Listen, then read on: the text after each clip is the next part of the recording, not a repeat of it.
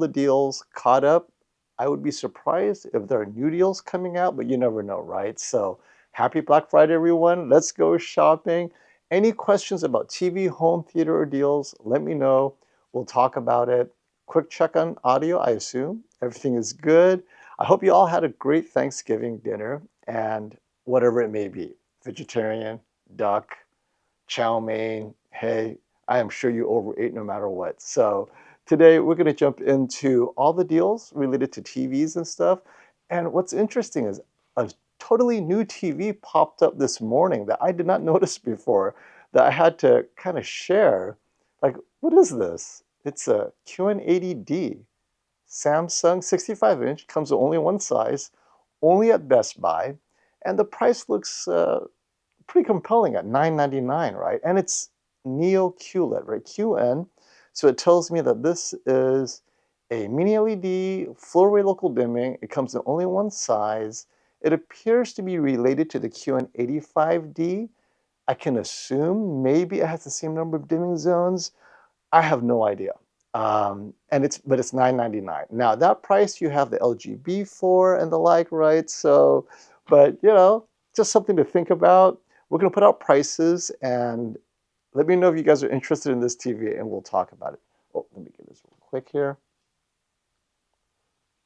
Okay, but yeah, let's say hello to everyone. Hey, Independent Dreams, VVS. Thanks for showing up. Mark Lloyd, hello, hello. And let me see, if you have any questions, just throw out there. Hey, James. Hey, K2 Vaha. What are the chances that Samsung will use a better processor in their next QD OLED? And let me throw this in there. Okay. Let me shrink this a little bit. We don't make it that big. And in the meantime, let me actually, you know what? Let me put up my chart right now since we're at it. There we go. Okay.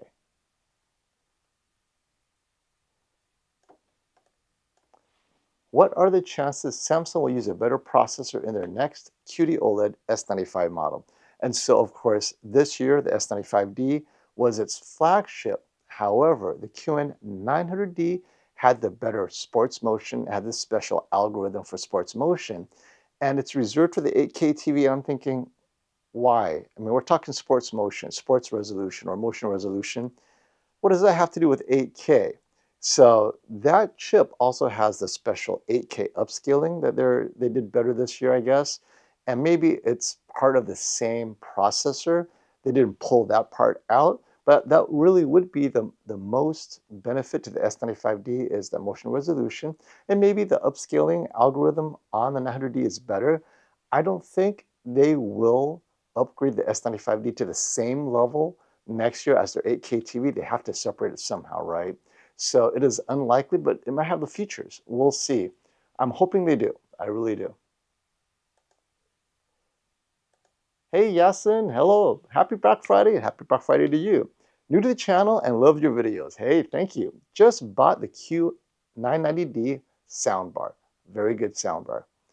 For $850. Whoa, that's an excellent price. And buying the S90D for $1399. You're winning this year. What is your most recommended HDMI cable? So for copper, almost generally speaking, most copper HDMI cables are okay, right? They work. If it's HDMI 2.1, you're not doing anything crazy with it, like high-end gaming where you really want that bandwidth to be awesome. And even then, they work more often than not. I normally use Cable Matters. The price is right. Build quality is good. The problem is if you go longer than 9 feet, it gets kind of thick. And I don't like heavy cables on my TV because it pulls on the HDMI port. So I normally go with optical, longer than 9 feet. And for that, I recommend Repro. And I posted it. I answered your question. I posted it above. But yeah, let me know what you end up getting. Yeah, let's do this. And let's see. Hello. Is it better to get a 75-inch mini LED? Oh, actually, I forgot to throw your questions. Thank you, Donald. Hello, is it better to get a 75-inch mini LED or a smaller 65-inch OLED? This is the most common question. 75-inch OLED are out of my budget. Okay, mostly used for streaming services. If it's mostly used for streaming, I don't know if you'll benefit from that extra quality of the OLED. Now, the one thing the OLED will always do better than Mini LED, regardless of what you watch, right, is off angle. It will be more saturated. You know, it will preserve the contrast and everything. And a lot of people laugh, hey, who watches their TV off angle? And that's the point. If you normally just sit in front of your TV, you're not going to notice this. So I would go with a bigger TV because OLED in certain scenes looks better. But if you don't have those scenes, what's the point? And specifically, HDR scenes where there's a lot of contrast, variation between shadow detail and bright points, right? And you really appreciate that, then OLED will do it slightly better, but you're paying for that extra bump, especially if you want all the brightness. So a 65-inch G4 or S95D gets you all the best of an OLED image quality with HDR impact, but 75-inch Mini LED will match that impact for a lot less. So I would go with the 75-inch Mini LED because you're mostly doing streaming services, right? Netflix, Disney, Prime Video, whatnot. I think you'll enjoy the 75-inch immersion more because, as we know, immersion is more important to your enjoyment of streaming content, movies and the like, than that extra slight contrast improvement. That's how I think it works for most people. So yeah, go with the 75-inch. The key is which 75-inch. Right now, I'd say the TCL QM7 for $999. It's an outrageously good deal for a very good TV. And if you're a Costco member, you have even more sizes available to you for other brands that are Mini LED. Costco is killing it with prices this year, especially the Panasonic 65-inch, $799. That's an awesome price for that Mini LED. I'm reviewing it right now. It looks really good. It matches the Bravia 7 as well as the QN90D in many ways. All right, moving on. Detour Boar. My mother wanted a TV for Black Friday, so I purchased her a 75-inch Hisense U6N for $650. That actually is an amazing deal. A lot of people ask, why didn't I get her the Samsung 7000? You did, first of all, you made the right choice. So let's just talk about some generalities. Samsung makes great TVs, but you're going to have to go a lot more expensive to get those great TVs. At the budget you're talking about, at $650, there are only two brands I recommend, Hisense and TCL. They kill it at this price point in terms of image quality, features, just everything. Samsung is writing its name at this price point. It is not, the image quality is 3 steps behind what you're seeing here, from brightness to tone mapping. It's just, now, if you or your mom is used to using Tizen, you know, she's like, oh, this remote's easier, I prefer it, that actually might end up being more important. So you and I would talk about image quality, we talk about this and that, but I told you, my mom is used to the Tizen, and it was like a crystal series from many years ago. I got her an 8K QN900 2 years ago, and all I hear were complaints about, oh, the volume's too low, wait, it's too bright, it's taking too much energy. Didn't care about the image quality, didn't care that it's 8K, didn't care about any of that, right? All I hear was, not loud enough, and why is it so bright? And at the end of the day, I realized, you know what? It's all about use case. So maybe your mom would enjoy the largest TV that she can easily use. And that might end up being Roku, Tizen in this case, if she's used to Tizen. Otherwise, those things, those quality of lives for a life for the senior citizen, I'd say the elderly, is more important than the image quality difference that you and I might go for. So when you say you bought it for your mom, like, oh, I wonder if he's gonna go through what I went through, right? Oh, it's too bright. What is this Mini LED? It's too bright. So the mistake may not be so much image quality, right? She may not even notice the image quality difference. It may be the other stuff. Let me know how your experience is. And here we go, Myriad Corp. I'm wondering if I made a mistake getting the Q90D 85-inch, which is a good TV, instead of the 77-inch S90D, for about the same price. I went with a larger size. That's it. There you go. This is the theme. Now, the Q90D I really like. I'm reviewing the 55-inch, and I compare it with my S95D OLED, and ultimately, the OLED is better in the specular highlights, right? But what content are you watching where that specular highlight really makes an impact? Your 85-inch, the larger size, actually will be more enjoyable day to day than the minor improvements the S90D will give you. Now, if you're a hardcore gamer, right, you need that maximum latency performance, you know what you're getting. But if it's all about content watching, you made the right decision. I would have done the same.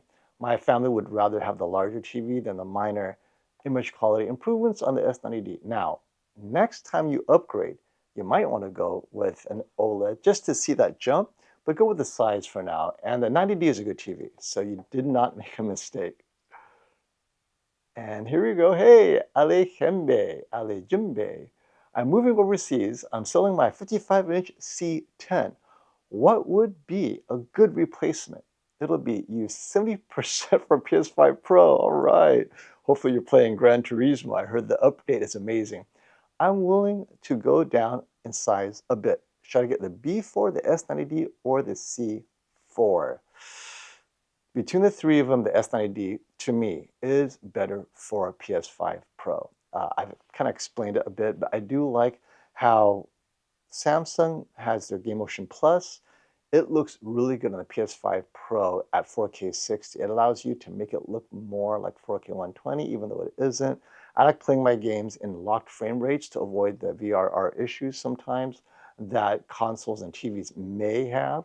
It's not always perfect. VRR I'd reserve for a true graphics card, like an NVIDIA graphics card for VRR. And for PlayStation, I just like playing locked at 4K 60, I know what I'm getting, and I believe the Samsung does a good job with the features that does that, and the S90D is significantly brighter than the B4 and the C4 if you're watching sports content as well. So since I do all of that, I would get this S90D myself, and I think you're not making a mistake other than if you want to save money, get the B4. The C4 is in that in-between stage where it has 144 hertz, but so what? You have a PS5 Pro. You're not going to benefit from that. And it's slightly brighter, but again, not worth the premium if you can get a slightly larger size of the B4. So it would be between the B4 and the S90D for gaming, but I would personally go with the S90D.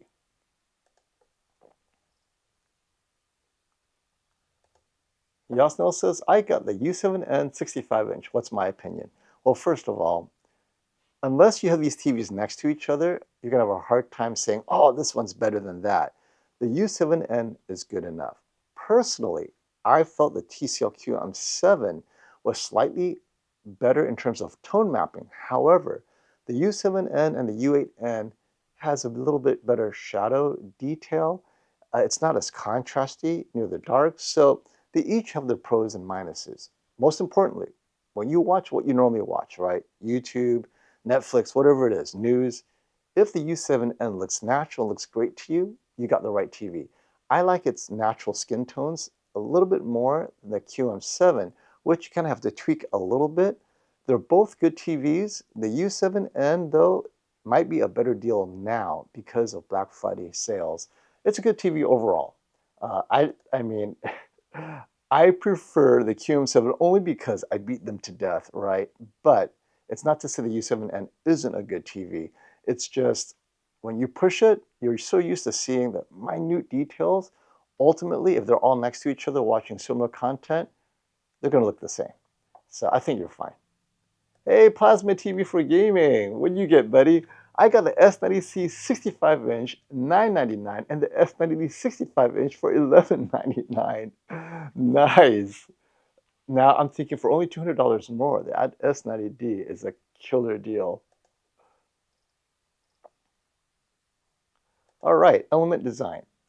Shopping Best Buy, yes. And I tell you why I like Best Buy, just real quick. If you're a total member, you get the extended warranty that comes with that membership, and that's what I like. And more often than not, they will offer to install the TV if it's a larger size, 75-inch and above, and that makes it so much easier. So for me, it just makes it easy to also return it, just drop it off nearby. But that's why, and I like the prices too. I think it's great that they do the price adjustments as well. Looking for a living room TV for movies and gaming. Currently looking at the LG B4 77-inch. Right now, one of my recommended TVs, or the Hisense U8N 85-inch. Viewing distance is 12 feet. Ooh, that 12 feet. Movies and gaming. You're going to enjoy movies on the U8N more from 12 feet. Gaming, the 77-inch B4 is really good. I'm gonna have to say, you have to choose your poison. If you're gonna be the one enjoying the gaming more than your family watching movies, get the B4 77-inch, because I think you will appreciate that a bit more, right? You just got into it. Whereas your family's like, oh, it's a TV that works, we're happy. So for me, because you put gaming in there, I go with a 77-inch B4. I just can't stop myself. Let me know what happens and what your family says. Don't let them know that they had an opportunity to get an 85-inch though. They would probably want that. How is the A95L, the Sony, not even discounted a little? Yeah, I know. I put it in there just to make a point. Like, wait, it's still the same price, right? I don't understand what's happening. I think Sony really feels like they have such an amazing TV, they don't need to discount it. It should not be so high. I think it's still like 3,000 something for the 65-inch. It's crazy. I would get the S95D with that price difference. It does not make any sense. Hey Gary, how's it doing, guy? Enjoying your post Thanksgiving coma that may have lasted another 24 hours? And imagine that. Happy holidays. You are so adorable. And we thank you for your service. Thank you. I enjoy being adorable. Thank you, my fans. I think I will wait until 2025. And normally that is my recommendation. All of you who are here, if your TV is working and you're enjoying the TV, wait till 2025. It's when it's like, you know what? My TV is 6 years old. I know I want to enjoy HDR more. I have all these new games. I have a new console. That's a good time to consider getting a new TV. Well, here's a great price. Samsung S95D. Ordered it, got it for $28.19. And the S95D is my favorite TV of the year for my uses, right? Not like it's the best, but the way I use it, I really like it. And yes, Costco gives an extended warranty. I normally recommend, if you're a member of Costco, try them first and see if there's a TV that's close enough to what you want there. Get it there, and if they don't offer what you want, like say, 83-inch G4, then yeah, go elsewhere, because that return policy is really awesome. And Gary, good job. 48-inch B4, great price, right? That was the doorbuster, $599. Great for a bedroom TV. Thank you. Awesome. Now we're talking big. So the theme of this year's TVs, if you haven't noticed, is extra, extra large. So online services, great segue. Speaking of immersion, would you go with a 98-inch TCL QM8 or 100-inch U7 at Costco? 1700 for our 1700, we'll go flagship 77-inch G4, Netflix, YouTube Prime, and light gaming in a light-controlled living room. You got to go with a 98-inch TCL QM8. I'll tell you why. Light gaming.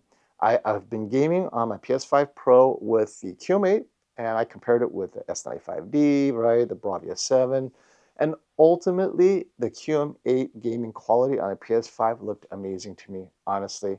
The latency is definitely good enough. The latency on the QM8 is slightly better than on the Bravia 7 even.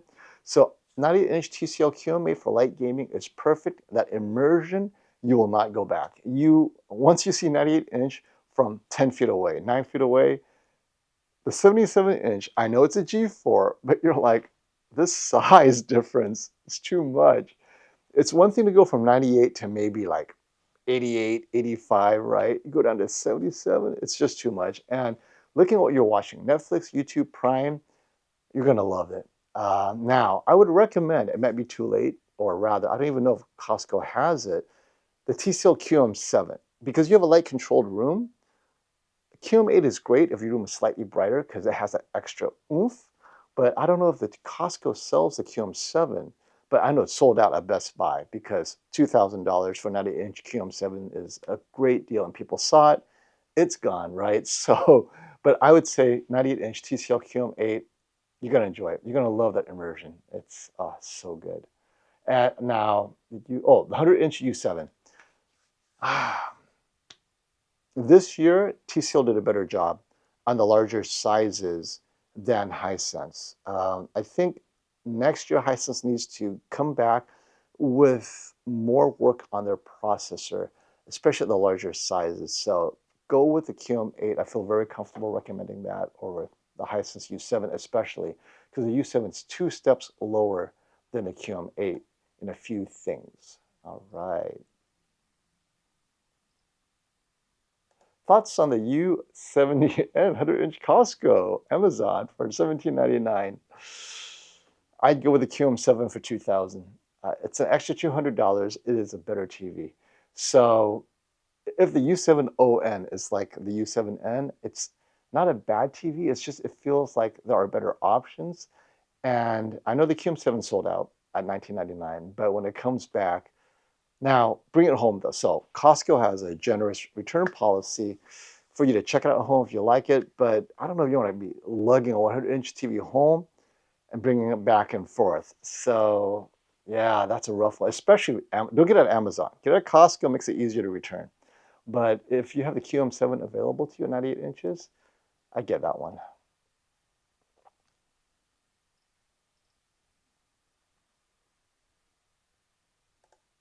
Okay, so wow, this is a popular TV for the U7N question. Bright room, lots of south-facing windows, 90-degree angle to windows. Okay, so this is very, very much environmental and subjective. Most TVs do not do well with direct sunlit windows on your TV. I don't care what TV it is. Now, with that out of the way, some are worse than others, right? So I do not know how the coating is. We're talking about the anti-glare coating on the U7ON. It could either make it a lot worse or just bearable. Either way, it will be a distraction for you. So you're going to have to bring it home and try it out, honestly. We don't know how the anti-glare coating is going to be. No matter how bright your TV gets, it cannot overcome a bad direct lit and anti-glare that doesn't properly diffuse that brightness. Doesn't matter. So the only way to find it is bring it home and check it out. Other than that, generally Hisense TVs in their U7 series and below, they don't have great anti-glare. It's average at best. So you're going to be facing an uphill battle, my friend. Let me know how good it is or bad it is. Hey, Matthew, FOMO, 98-inch QM7 or any 98-inch under 2500 or 85-inch QL90D at 1850. Movies, streaming, sports, a few games, decent amount of window and room. 98-inch QM7. Start with that, definitely, because that size is really good. Now, I will say the QL90D at 1850, great price, by the way. I really like that TV for gaming. I really do. But it doesn't sound like you're a serious gamer. If you were to tell me, you know what, gaming is my priority, then I think you'd appreciate the QL90D. Great motion, all that stuff, right? It really was designed to be a good gaming mini LED. But with streaming and sports being your priority and movies, and size makes all of that so much better. I'd go with a 98. Can't talk this morning. Too much turkey in me. A 98-inch QM7 would be the way I would go.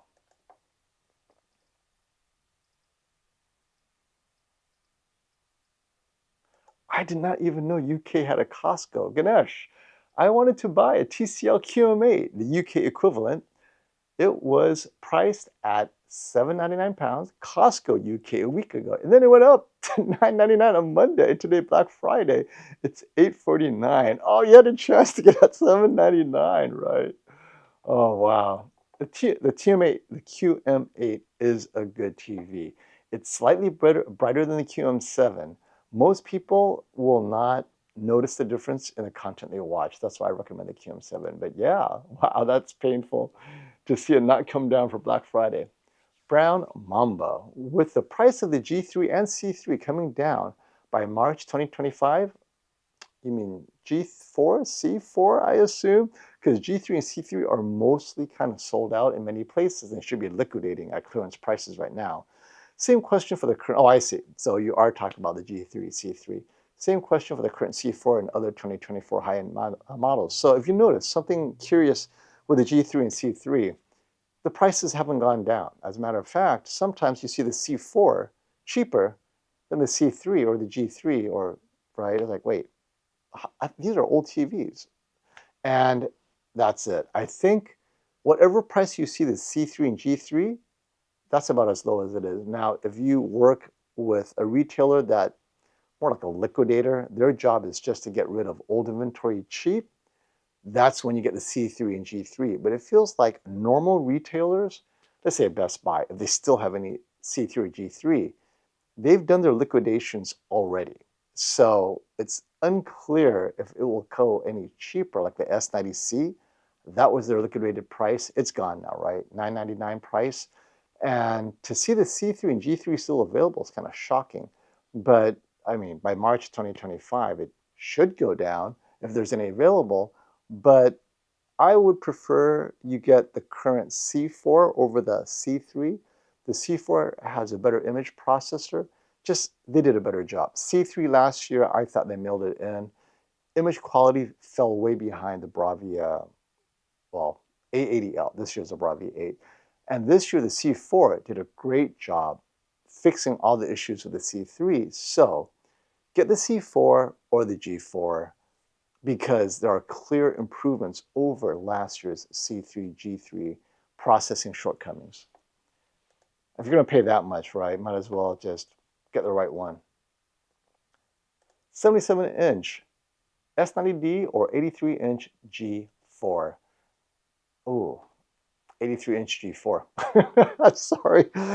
Size alone wins this, but the G4 is also a step higher, and more importantly, 5-year warranty. So clearly, you have the budget for the G4. You're also paying for a 5-year warranty. I'd definitely go with the 83-inch G4. It's a better TV. And Christian, happy Black Friday, my friend. Thank you for the super chat. FOMO, all I want next year is a 77-inch or an 83-inch S95F. That would be Samsung's flagship successor to this year's S95D, but with a glossy screen. Yeah, so the number one complaint this year was the S95D, as good as it is, having that anti-glare was a turnoff for many people because, as you saw, I did the comparison in my space, that glare could be an issue. Direct sunlight on the S95D is no bueno, right? It just, whoa, can't see anything. It diffused that brightness across the screen in such a large area. It made it even more distracting. So it turns out that the S95D looks best in a light-controlled room, which is why I like it. I have a light-controlled room. I love it for that. But if my room was bright and I had a lot of bright lights around me, ironically, that anti-glare coating could make things worse. So, and many people have this watching environment. The glossy screen on the S95F, I think, will be a thing. I think they will offer that next year. Will it happen? Knowing that they're experimenting with it in Europe right now with the S95D, where you have that 2 option, hopefully the people in Europe buy the S95D with the gloss, and then that would send a message to Samsung, hey, we need to make sure the gloss is back. But we'll see. It just depends on how their A/B testing is working out in Europe, right? Because both are available. And you're not interested in the 90 series. You know, the 90 series, it is simply a pulled back version of the S95D, ultimately. So yeah, a lot of people go in the service menu, they tweak it, and suddenly it's the step-up version. But I don't like doing that myself personally because, you know, obviously it may risk warranty, this and that, do it wrong, you brick your TV. But ultimately, though, the S95D is their flagship TV. And if it's glossy next year, the S95F, I think it'll be a big seller. I really do. Oh, hey, Sean, thank you for the super chat. I figured you'd be up. I'm wondering if they celebrate some form of Thanksgiving in India. Hi, FOMO. Hope you find best time for me. It's not even 11 p.m. in India. I know. Thank you for staying up with me. This time I'm waking up early for you. Enjoy my Bravia 9. If you guys don't know, poor Sean has been dealing with returning his 8K QN900D, and then QN900C, and then QN900B, and then QN900A. He's been juggling all these Samsung 8K TVs at the largest size, and they all had DSC. That's why he returns it, right? So we recommend the Bravia 9, and it's not 8K, but guess what? Less DSC. It's vivid mode with amount of brightness, but not losing detail by achieving the Sony has lived up to its promise. Yes, I find my favorite vivid mode for watching sports and stuff that requires vivid mode, I think, Sony does it best. Now, it's not as bright in terms of absolute brightness as some other dynamic vivid modes in other TVs, but definitely it's the most natural. So congratulations, Sean. Hopefully you enjoy cricket in vivid mode moving forward without the DSE. John Young, thank you for that super chat. Which 100-inch TV would you recommend? The QD7, the U76, or U8? I'm watching sports on YouTube TV and streaming. Or is there a better 98-inch recommendation? Yes, the TCL QM7, John. That has been my ongoing recommendation. I have been so impressed by the QM7. The 98-inch on Best Buy, also highly rated among all the 98 inches, and most importantly, the price is right? So it's $19.99. I know it's sold out now. It'll come back. I mean, that price is gone, but who knows? It may be back next week. It's just not available now. So when I say it's sold out, it's just sold out today. Who knows when it will come back, but it should be back hopefully before the end of the holiday season, so you can get it for the holidays under your Christmas tree. But the TCL QM7, I think, is that perfect balance. Now, if you were to go slightly less expensive, I would say the TCL Q6 would be an option. It's not full reticle dimming. It is the basics. It's like 1600 something. But if you could swing the extra few hundred, go with the QM7. It's simply a better TV. Righty. Let's get back. But thank you so much, everyone, for showing up. Right. Ephraim's laughing. What? Sony for sports? Hey, they upgraded to vivid mode, and it's not an OLED TV. People are laughing because they say Sony TVs are not bright enough for sports.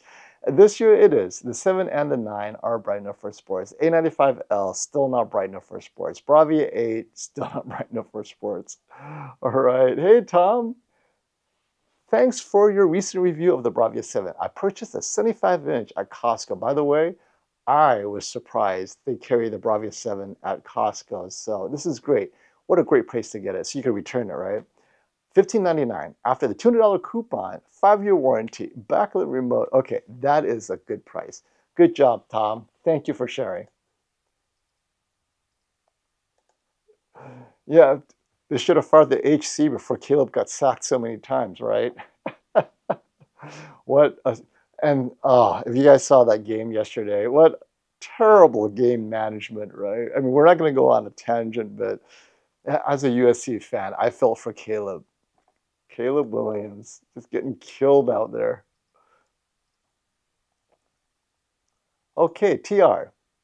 Great stream as always, FOMO. 77-inch Bravia 7, $17.99. No gaming. Off angle, not an issue. Streaming and sports. Controlled lighting. What is better? Thanks. At that price, I'd say, because the shadow detail is so good. Let me see. Well, let me look up here. Let me look at my pricing here. $17.99. What's better at that price? The QN85D is not better. Actually, it could be worse in a few things. Well, you nailed it. You got a great TV. The only other TV competitive with that price would be the QN85D, but I would not choose that for what you just listed. I would add the QN85D on the list only if it had, if you needed gaming, really. But other than that, the Sony will beat it in every other way, I think. All right, well, hey, good choice. You nailed it. And don't see the S95D coming down in price anytime soon. Yeah, it's, I guess, popular enough that's not come down a lot. So we're going to have to wait until Prime Day is the next time Samsung will really hit it hard. So Samsung drops prices. This is the pattern, right? Just for those of you wondering, hey, I don't need to buy it now, but generally speaking. So Black Friday is not when Samsung gets its lowest price. It's actually about 3 weeks before Black Friday. So, as you saw, today's Black Friday, and the prices you see here, literally what I've been posting for the last month, if not more, right? So, these prices on the Samsung TVs have been this low since October, at least. So, we know that Samsung doesn't care about the actual Black Friday. They want to generate sales even before then.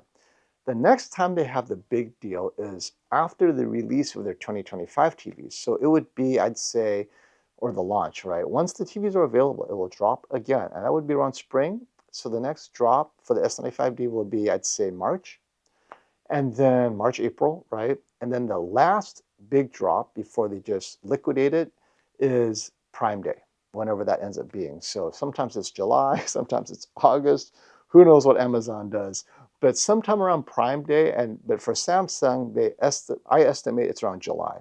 So July, August, Labor Day, something like that, it'll drop one more time, and they will try to sell it out at this price, and then that's it, right? So the S95D will probably, well, you know what? The S95C is still around, and its price hasn't moved since Prime Day either. So the S95D, its best price will be around Labor Day, Prime Day. It'll probably stay at that level for the foreseeable future until it sells out. So yeah, wait until next summer. You should get the best price.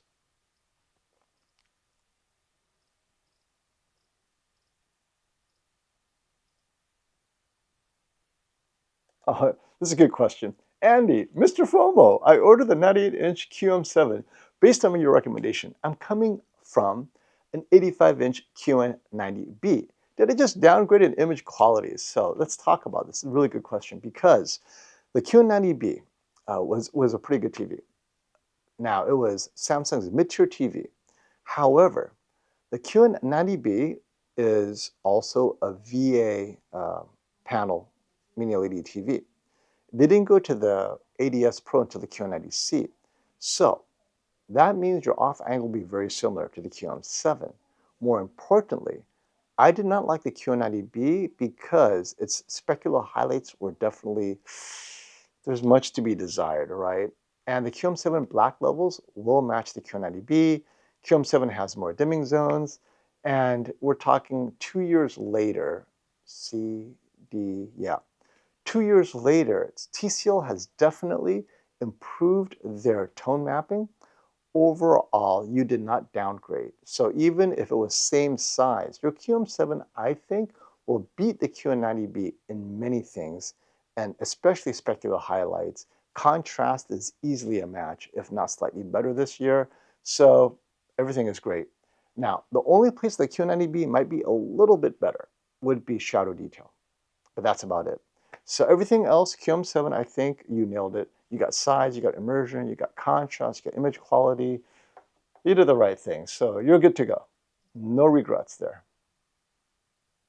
Sandeep asks, 65-inch Panasonic Z85A, that would be their OLED, WOLED without the MLA, versus a 65-inch LG C4, decently lit room. It will never be used for gaming. So, neither of these TVs are going to be bright. It may be just bright enough for a decently lit room. I think the Panasonic Z85A will get you the saturated skin tones that appear natural out of the box. The C4, you're paying a little bit extra for gaming features that you're never going to use. You may consider the B4, but you might need every nit in that decently lit room. So the B4 is slightly less bright. Wow. I'd start with the Z85A. It should be slightly cheaper than the C4. So get the less expensive TV first and foremost. If they are the same price, I'd start with the Panasonic Z85A. I just feel for movies and streaming and stuff, it's just a good TV. Now the C4 is as good. This is why I'm having a problem. The C4, their image processing this year is definitely better than last year's C3. And, you know, get the cheaper TV. I mean, they're both very good. We're cutting hairs here. If you said gaming, I'd say the C4 for sure. But, you know what? who am I kidding? Start with the C4. Start with a C4. As much as I like Panasonic's skin tones and tone mapping, I think the C4 image processing this year really is a do-it-all. It just pains me that you're paying a little more for gaming features you'll never use, but start with the LG C4 and then we'll take it from there. Although I do like how Panasonic does skin tones out of the box a little bit better. Right, and ooh, another super chat. Here we go. Thank you, Sean. Yeah, enjoying my Thanksgiving. For me, every moment is thanking the universe. Actually, that's how I live. Yes, yes, great attitude. I didn't expect, but the Bravia 9, it's bright and even standard for sports. Coming from a Samsung, no Cricket looks clearer on Sony because the grass is natural. I know Cricket looks clearer. Yeah, that Samsung dynamic grass is quite dynamic. The grass on the Sony definitely looks more natural. So the cricketers, right? They're playing on real grass, not neon grass now. Thank you, EJG, for the super chat. FOMO, as an OLED fan, can you honestly recommend the 98-inch QM7? I have 3 OLEDs now, and a 9-inch would replace my 77G2. Can you honestly say the QM7 is good? So let's talk about the context why I say the QM7 is good. So I have all types of TVs. As you guys know, I review them all, but I also have short throw TVs, projectors. I also have short throw projectors. And I use it, I have a 100-inch short throw screen over there. And at home, I don't have a screen at all. I just throw it on the wall. And let me tell you my experience. When I bring that short throw home to review as a kind of off-site use case, my family likes the short throw every single time. They're like, you know what? Can't you just get that 100-inch projector up? We'd rather watch whatever, sports, streaming, Netflix, it doesn't matter. They prefer lights dim, laser short throw up, 100 inches, and then they're sitting maybe 10 feet away, 9 feet away. And I'm like, wait, but you have the A95K here. It's a QD OLED. You know what? No, it's too small. And that's it. They don't care that it's King of TVs 2 years ago. They don't care that it's an OLED, QD OLED. They're like, no, we want the 100 inches. I'm like, okay, fine. And I sit, and it's enjoyable. It's that immersion, and that gave me so much perspective as to, okay, I am so in the woods with the per pixel quality, and which, as OLED fans, we know this is it, right? 65 versus 65, sure. But when you say OLED at a small size versus truly immersive projector, it's not apples to apples. You're not comparing pixel to pixel. You're comparing immersion to less immersion. So, to answer your question, EJG, as an OLED fan, OLED at 97-inch would be my choice. But if I lose immersion, then as a content watcher, immersion really is for me price being the same. I'm not paying more for the larger TV. Let's say they're both $3,000, right? Whatever 98-inch versus whatever OLED. Immersion is so important to me, and it's enjoyable for the family as well. So 98-inch QM7, can the 98-inch QM7 replace the G2? So this is where we as TV enthusiasts have to take a step back. When I'm watching my 98-inch or 100-inch projector on a white wall, no less, I have to stop saying to myself, oh, I can have better specular highlights, this and that. I have to enjoy the content.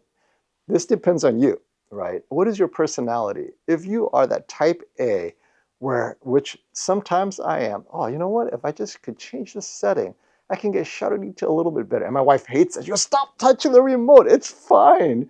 I go, okay, you know what? She's right. It is fine. Because I notice, just because I notice it doesn't mean it's important, right? So the answer is yes. For my family, if I brought home a 98-inch, forget QM7, just 98-inch anything, Q6, right? They'd be like, oh my God, it's a 100-inch TV. This is awesome, Dad. And that's it. That's the end of the story, right? And I would enjoy it with them. Exactly that. But if I'm a bachelor, just me,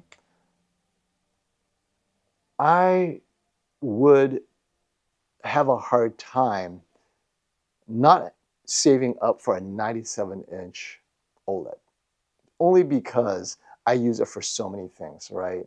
But if it's just content watching, I'd be completely fine with a QM7. If it's just sports, news, streaming, whatever, QM7's fine.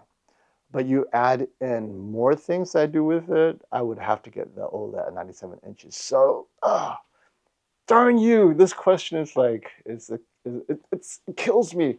But I know most people are like my family, and that 98-inch, it makes such a huge difference to make it enjoyable.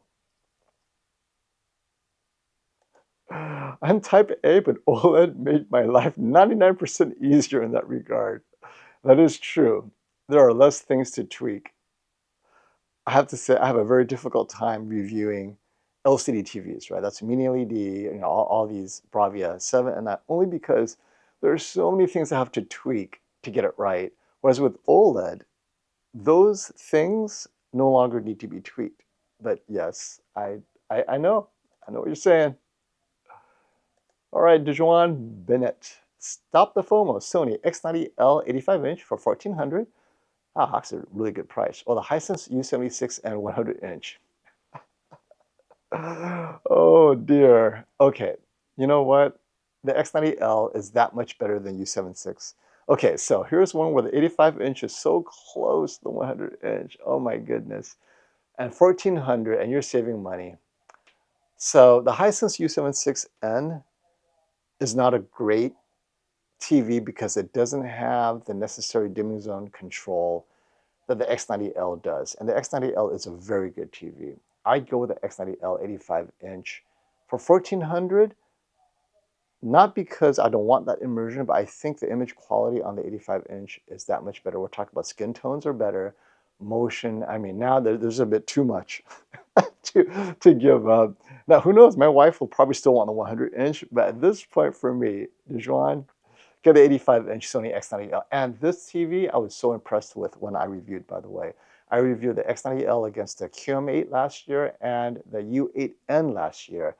And 90% of the time, the X90L was indistinguishable in terms of brightness and impact and all of that. It's just the black bars are not as good in those shows where you have black bars. And the specular highlights was a step back slightly, but overall, it was just an incredible TV. It was just a little overpriced last year, but this year at $1,400, pull the trigger. Don't look back. Wait, I get roasted by Caleb Dennison. Okay, now I'm gonna have to watch the video because we're gonna have lunch at CES or dinner or whatever. So I cannot wait to talk to Caleb. Ah, throwing shade at me, Caleb. All right, currently right now, the Sony 85-inch X90L 1699 is a good deal. I agree. 4-way local dimming TVs are still great, as I'm watching this on my Sony X900E and not on my LG C1. So just so you guys, if you guys didn't catch my video several months ago, I did one, what's the difference between mini LED and QLED and OLED and all of that, right? And mini LED TVs, what they bring to the table is very subtle. And so all mini LED TVs are full array local dimming TVs, right? FALD. So all mini LED TVs have that, except they have additional controls in the mini LED. Now, mostly it's for energy efficiency. They can get as bright using less energy. That's kind of like their big thing. But secondly, some of these mini LED TVs can control their backlight a little bit better, like the Bravia 9. But it doesn't mean it's that much better.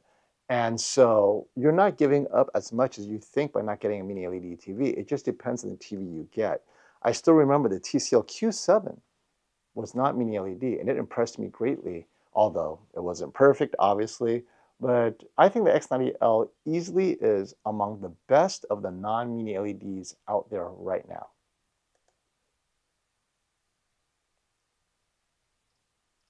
All right. FOMO, I have a 2019 Samsung 8K TV and it can't output 8K for the PS5 Pro. So you got literally the first generation Samsung 8K TV. Yeah, Jason. That TV was not designed to they didn't even know gaming was possible in 8K back then. So yeah, I'm sorry. The latest Samsung 8K is designed to game with 8K in mind, but not that one. Right?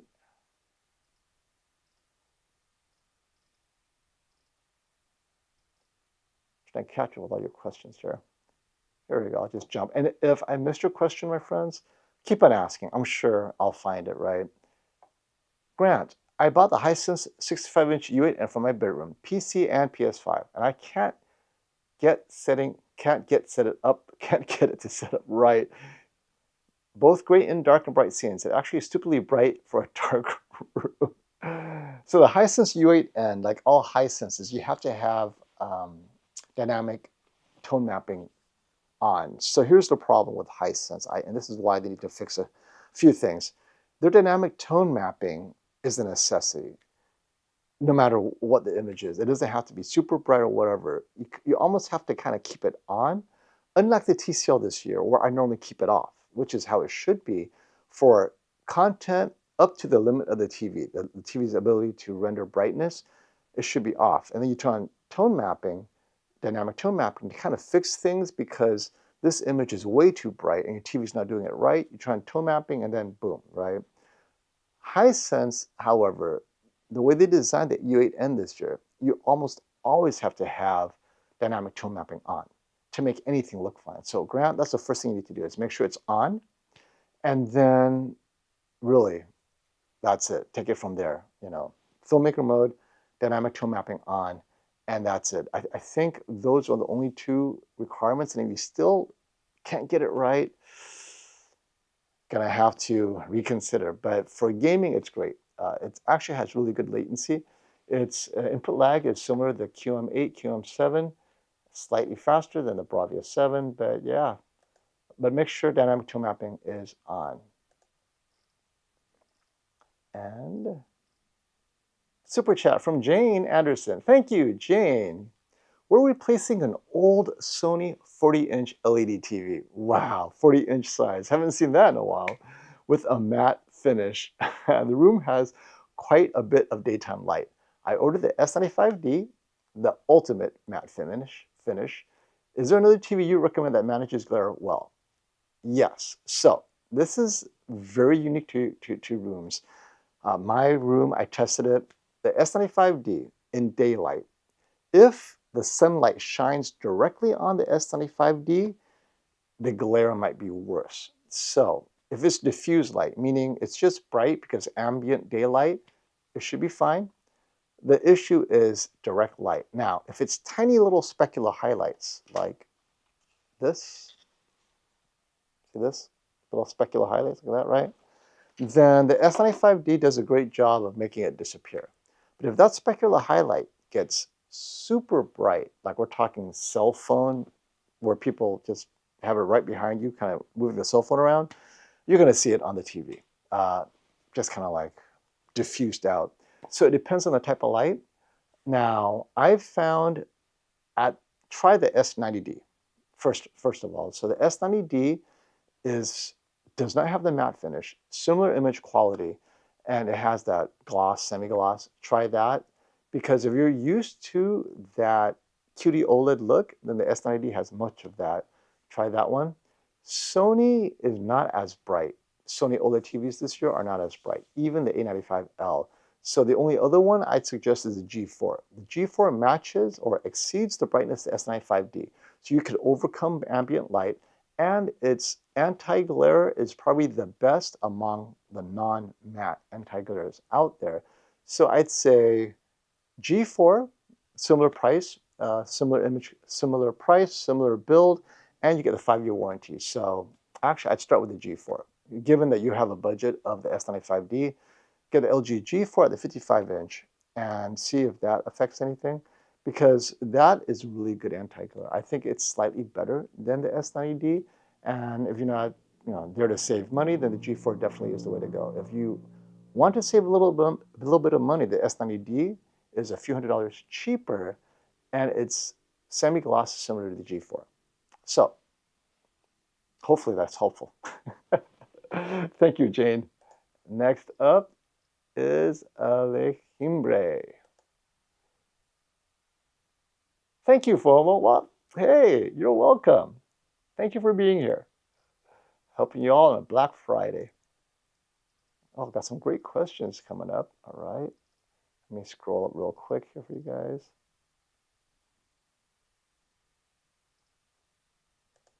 Hi, FOMO. Please advise S95C, S90D, QN90D, QN800C, almost all the same price, 55 to 65 inch in my country. Black Friday offers, movies, gaming, watch a lot of football. Okay, I would say get the S95C. This is why. I had the S95C last year, and I also compared it to the S90D. So the S90D is still slightly behind the S95C. Now, the One Connect box, though, is a possible point of failure. And when I say one step behind, I mean the S95C is still slightly brighter, and its tone mapping is still slightly better.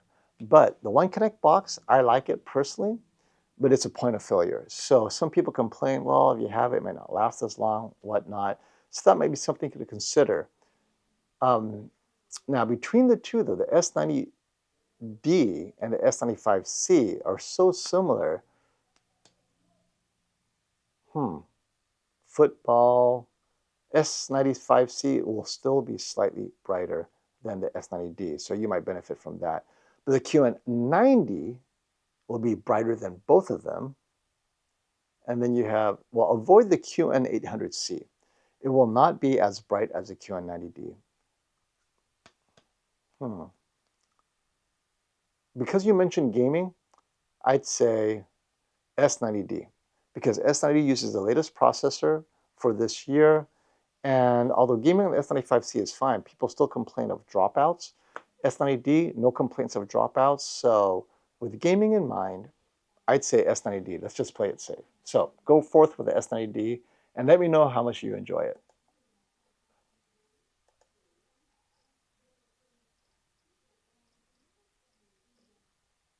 And thank you for another super chat, Sean. Sony's IMAX Enhanced mode, no one talks about, but for some movies it's sharper and looks close to a movie hall. What's good about Sony is that no matter how much you increase brightness and sharpness, it looks natural. That's why you have Sony loyalists, right? They know what they're getting. And it's true. So IMAX Enhanced mode has a unique look, and some people like it, some people don't. It's all subjective, but definitely it's an option. It's kind of like Samsung's dynamic mode. Some people love it, some people hate it. So let us know what kind of movies you watch in IMAX Enhanced mode that you find more enjoyable than filmmaker or movie mode. That's, well, actually, Sony doesn't have filmmaker, professional mode, professional or cinema mode, right? Okay.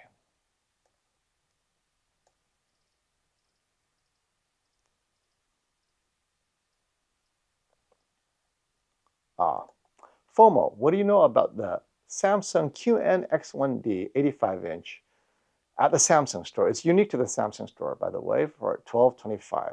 How can I go wrong? Oh, it's the kind of question that's only asked for trouble.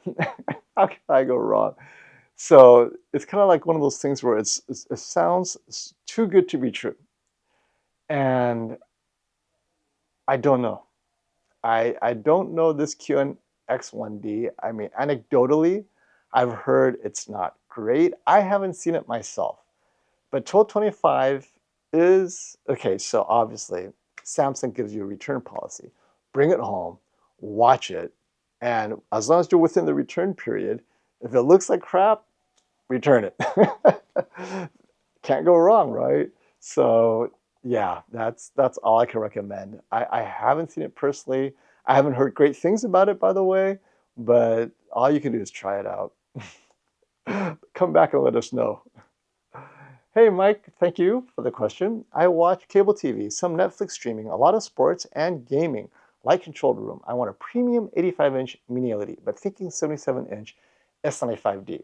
What do you recommend? Well, the fact that you're thinking it, get it. Now, only because you mentioned and gaming, the only 85-inch mini LED I would get that would be similar to the S95D in gaming quality would be the QN90D. So either be a QL90D at 85 inches, and right now at Samsung Direct, it's under 2,000, right? It's like QL90 85 inch, I think is like 18 something, right? So that's a great price. The 77-inch S95D is above 2,000. So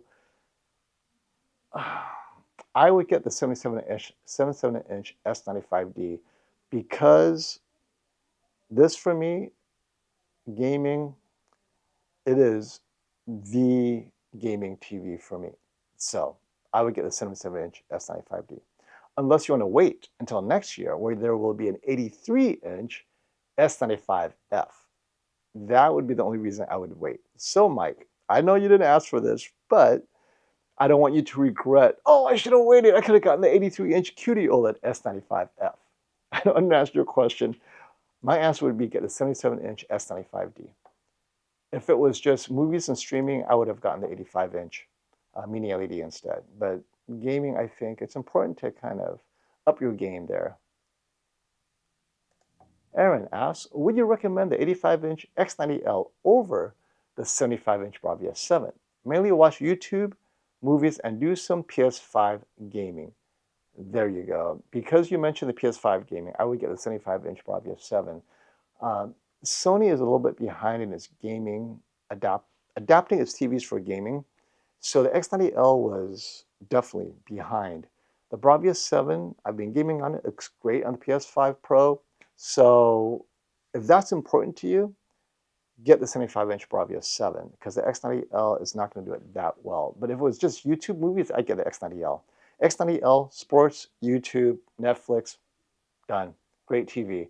But adding gaming kind of throws a wrench into that equation.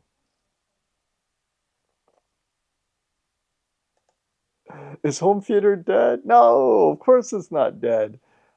I think what's dead is AVR plus this very expensive build out, right? Like what I have, right?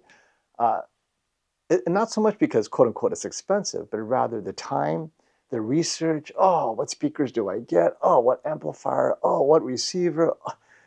Oh, where now you can plug in Samsung soundbar with subwoofers and surrounds, or the Sony Quad, plug and play. You get that immersion. So that part of it, I think, is easier and it drives people towards the easy solution. But as far as the image itself, 98-inch TV, 120-inch projectors, I think that's fine. I think it's alive and well.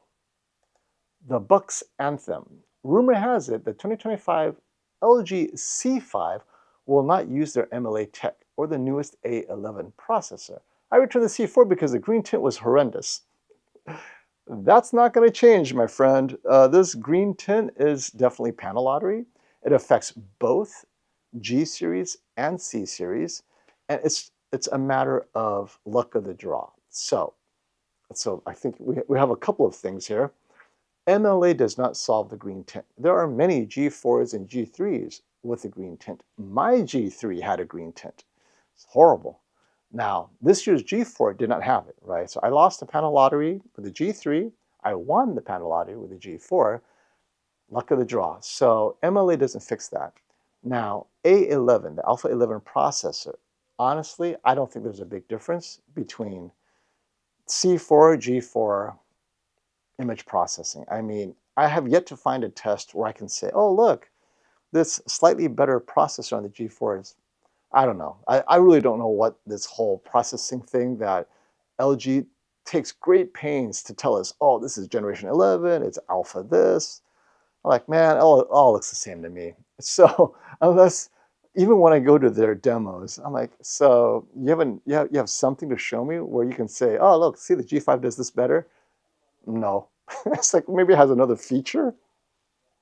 Don't beat yourself up that the C5 does not have A11. Not having MLA is painful because MLA could make it brighter. But if they drop the price of the C5 as kind of like, okay, well, the C5 doesn't have MLA, but it's a lot cheaper, that's worth it. Now we're talking. Because the C5 should not be as expensive as it is. It should always be priced slightly less than the S90F. next year then, right? So if the S90F is 1500, the C5 should be 1300 or even 1200. That's how they should do it. But to price it the same as the S90F and not give it MLA, you're right, that's crazy.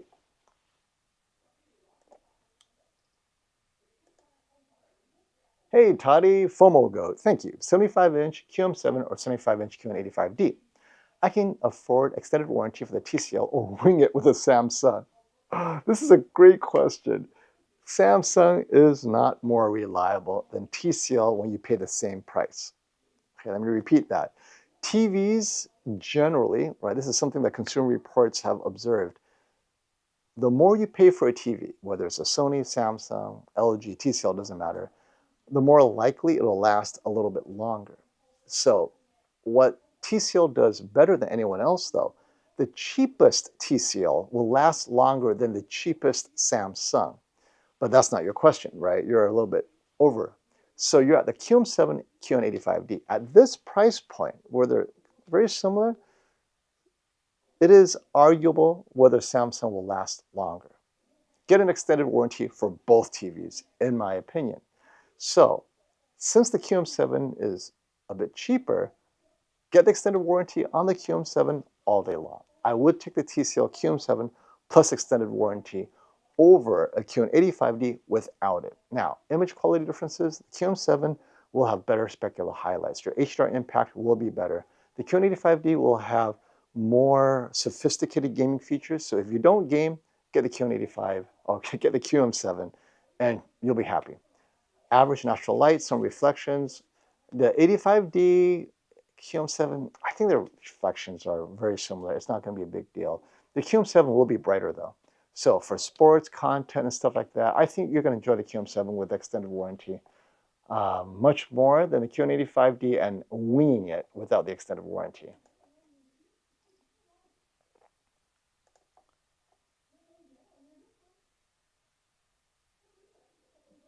Oh, Bravia, so Scott, Bravia 8 for 2000 or 75-inch Bravia 7 for 1800. Sports, movies, no gaming. Get the 75-inch Bravia 7. Just know if you're on angle, it will look way better because of the sports brightness and all that.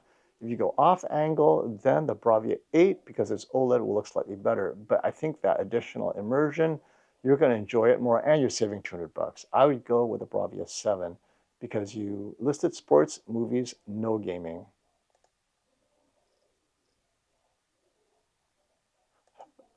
Bro, you abandoned Samsung? Hey, my favorite TV is the S95D. Come on now. But Samsung doesn't do everything perfectly, right? I don't know how many times I've been accused of being a Samsung shill, but I do love the S95D. I think it's a great TV, even with the matte screen, right? Okay, Mad Monk. Coming from an old 2012 Samsung, time for a new 65-inch TV, primarily Netflix, YouTube, console gaming, basic TV, and news. I hate judder, banding, and matte screens. Hey, you're like me, I hate stutter. OLED or QLED, S90D, S95C, or G4. I'm looking, get the... So, the G4, you have a risk of vertical banding. It's a panel lottery because all WOLED will have this worse, and QLED will have even worse vertical banding because LCD TV is just not as good. I would go with either the S90D or the S95C, but since you mentioned gaming, right, go with the S90D. S95C, that risk of dropout, I didn't want to deal with it. I think the S90D for console gaming is perfect. There you go. See, Christian, I recommended Samsung S90D right here. And it has less chance of DSE than the others. Now, on the other hand, the G4, wait, so you're telling me that the G4 is the same price as the S90D where you are? That's nuts. Because I would say for that price, might as well get the S95D. But yeah, the S90D would be great for that. Now G4, just so people don't think, oh, the G4 is a better TV. The G4 is a better TV than the S90D in many ways. However, the banding is worse. So, Mad Monk, if you're willing to do the panel lottery for, like some other person complained of the green tint, the G4 may have that worse on some panels than others, whereas the S90 is consistently good. There's always one bad apple, but there are more bad apples among the G4s. So if you're sensitive to that, that's why I recommended the S90D or the S95C if DSE is the big deal. Right. Mark Lloyd. FOMO, I watch satellite TV, direct in dish, Amazon Prime, Netflix, Hulu, no sports, need a good 75-inch. Oh, good 75-inch. TCL QM7. You didn't tell me your budget though. I don't. The QM7 is my starting, right? That's my point of diminishing returns. 75-inch, $999. Okay, you take it from there. If your budget is higher, you might go with a Bravia 7. That's still under $2,000. You might go with a Samsung QN85D, QN90D, right? Let's see, no sports. Okay, Sony X90L would be also a good 75-inch as well. So Sony X90L, black bars. If black bars bother you, the TCL QM7 will have better black bars. Yeah, TCL QM7, Sony X90L, Sony Bravia 7. Just depends on your budget. And or the LG B4 77-inch. Actually, no sports. That means you don't need the extra brightness. Okay, LG B4. So 77-inch LG B4 is $1,600 right now at Best Buy, $1,599. So in order of preference, LG B4 for $1,599 if you don't need that brightness. If you need that slight bump in brightness, then 77-inch Samsung S90D for $2,200. If you need even more brightness, then you can save a little bit of money and get the Bravia 7, which gets even brighter, right? Or, yeah. So that kind of stays within the range of around 2,000, hopefully. Let me know what you get, Mark.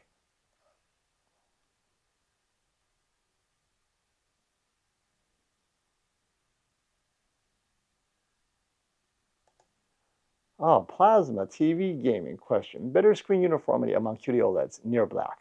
Gen 1, Gen 2, or Gen 3, in my experience. So I've had the S95B Gen 1. I've had the S95C Gen 2 and S95D. I have found all three uniformity to be excellent.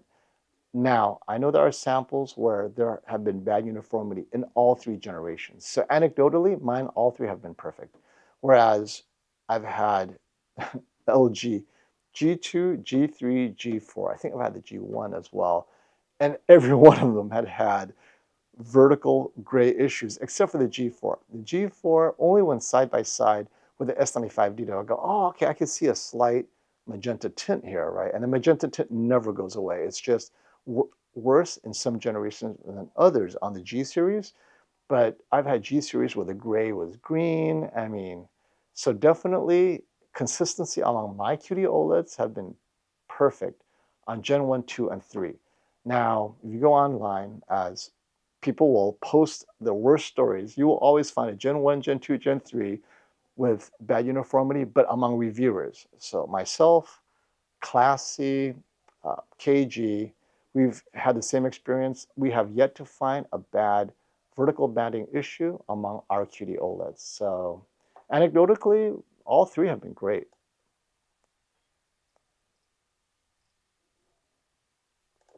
Toddy. Oh, I already answered that question. I'm going way too far back now. Let me see here. Oh, wait. And let me hit another. So a couple of super chats popped up. So let me hit the super chats real quick, guys. But thank you for being patient. And let me know if I missed your super chat, by the way. Okay, Sean, super chat. Watched Flash and One Piece, and it looked brighter and sharper after increasing them. It was closer to vivid in brightness, but clearer. Actually, Sony gives so much more options to do your own setting, sometimes too much. Yeah, I love the settings that Sony gives you. And then you have your favorites, right? But thank you for sharing, for sure. I agree. I'm not going to have to try watching IMAX Enhanced. And keep an open mind, right? I'll keep an open mind. I'll watch it. Well, maybe I agree with you.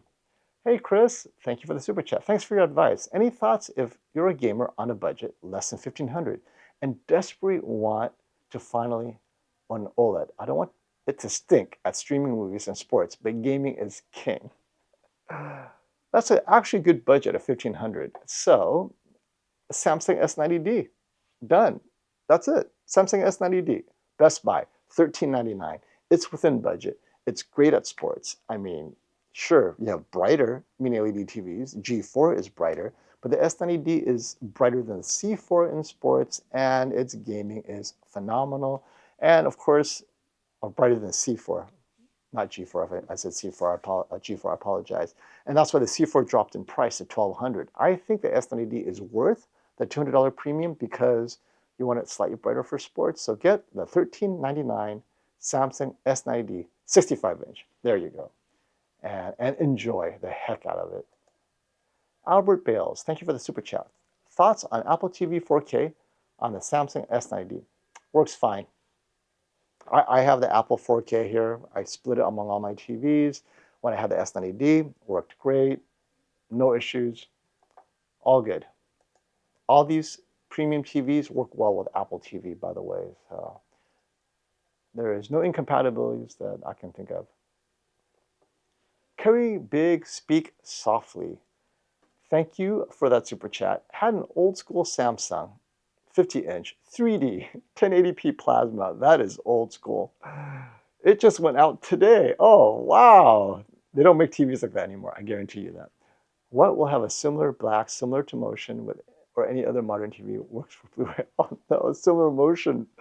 No TV will have similar motion to plasma. We have plasma gaming here. He'll be the first to tell you. Ah!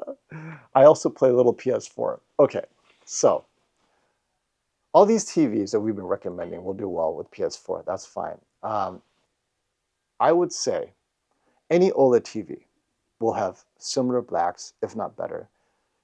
The latest OLED, QD OLED, has among the best near shadow details. So, price no object, get the Samsung S95D 55-inch. It does everything you need, and it will make the PS4 shine, and it works well with Blu-ray. So S95D, if you don't care about Dolby Vision, I don't think it's a big deal, so that's why I recommend it. The alternative is the LG G4 55-inch. Both amazing, and you know why. I like the S95D. There's less DSE issues, all that. However, you tend to keep your TV a long time.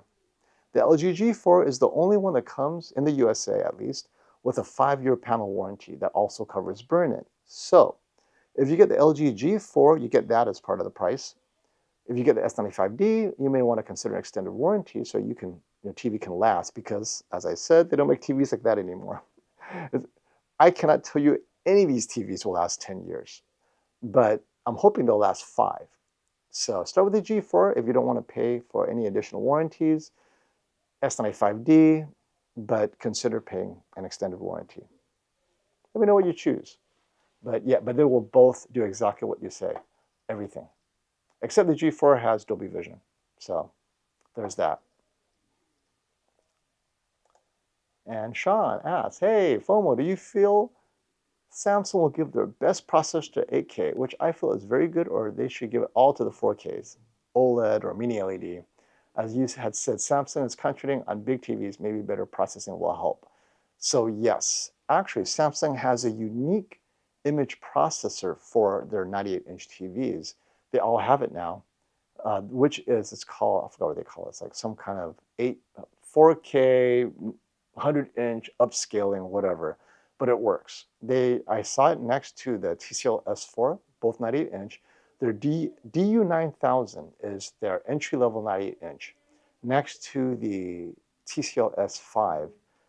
And from 10 feet away, 12 feet, even actually 14 feet, it was obvious to me that the DU9000 was a little bit sharper, but it wasn't because of sharpening, right? It did a great job of getting those pixels to be less soft, because the thing is, as your TV gets larger, people say, oh, the image looks softer, right? So 4K at 98 inches, when you're closer, it will look softer. But from 10 feet away, the DU9000 looked clearer, but not from sharpening. It just looked like that upscaling did a great job. So Samsung does have some tricks up its sleeve that it uses on the 98-inch TVs, not on the smaller TVs, right? These are unique to even their entry-level 98-inch, and that's why I like the DU9000 so much. So, but as far as bringing the 8K processing prowess to the 4K TVs, yeah, I would like them to do it too, but they need a reason for people to get the 8K. And so they will continue to market, at least, that the 8K has the best processor. But what I'm hoping is they will still give it to the 4K OLED and mini LED TVs, but not tell you, right? Let me figure it out because it's cheaper, in my opinion. If you're manufacturing just one chip and give it to everyone, it costs the same, honestly, right? So, but instead, you just market that this is a Gen whatever with whatever processor, and this doesn't have it. But what do people know? May all be the same chip. I'm hoping that's what they do, and then we figure it out, right, and spread the news.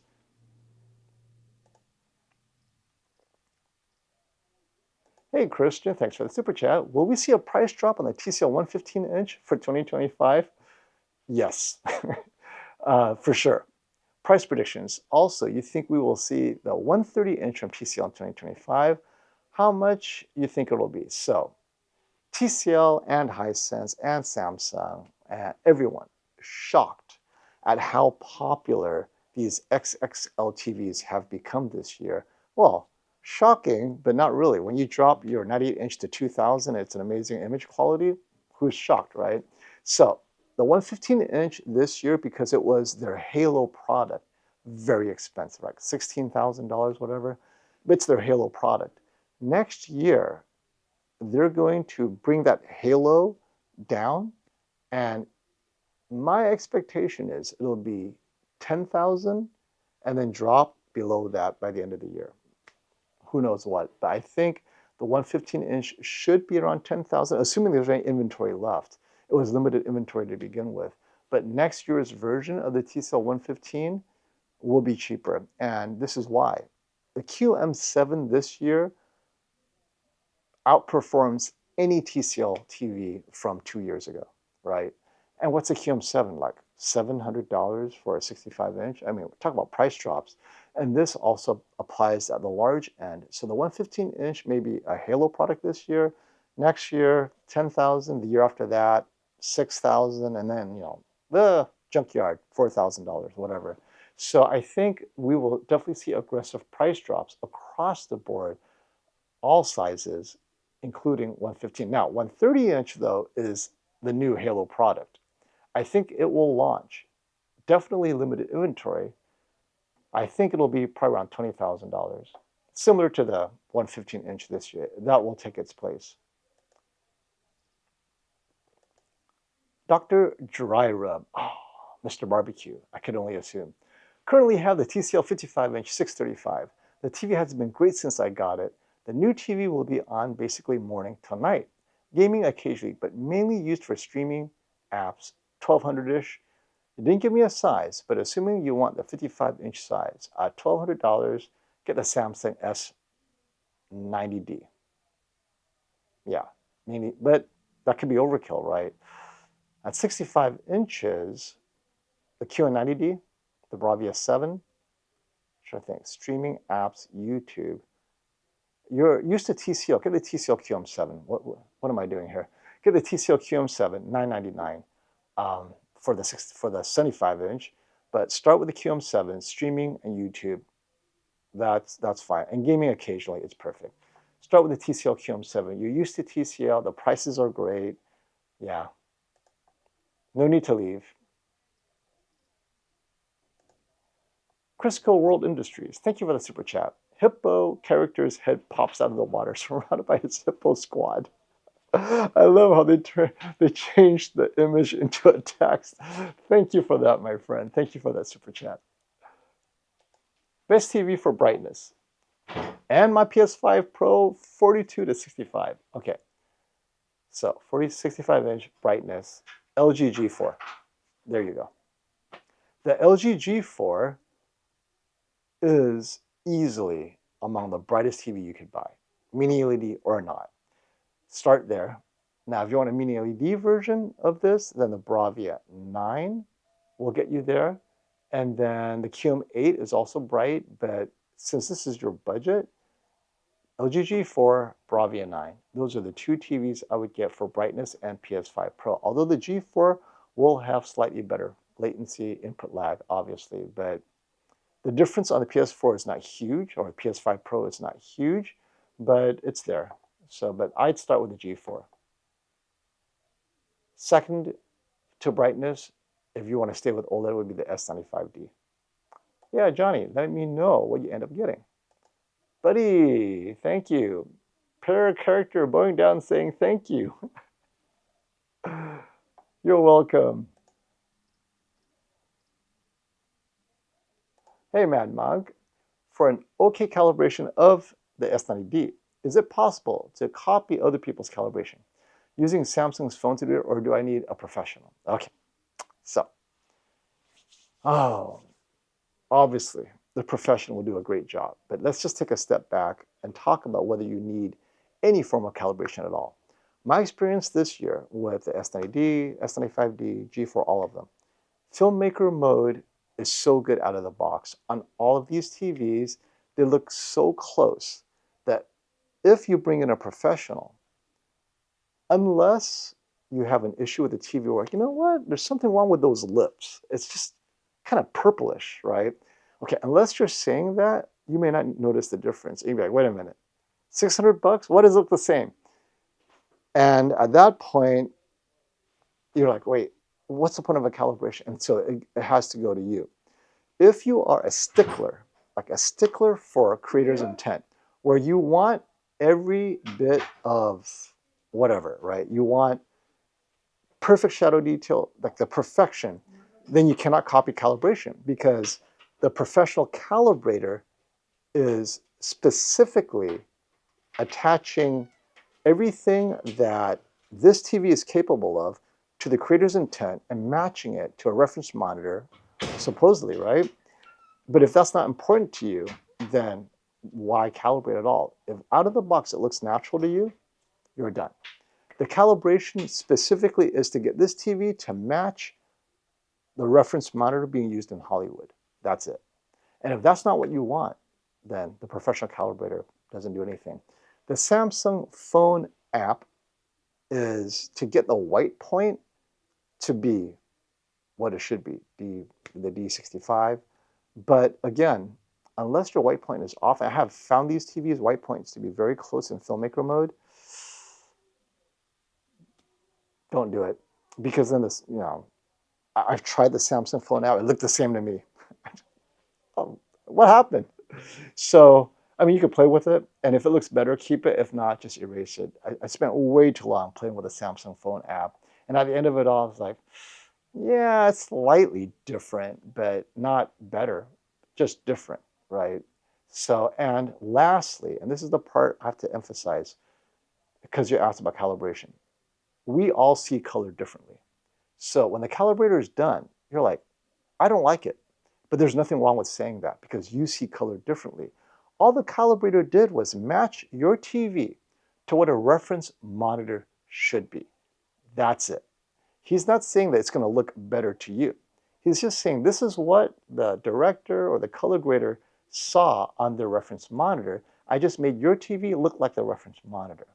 There's no adjustment for your eyesight. So if you're hypersensitive to green and you need him to lower that, that's on you. The calibrator's like, I don't know.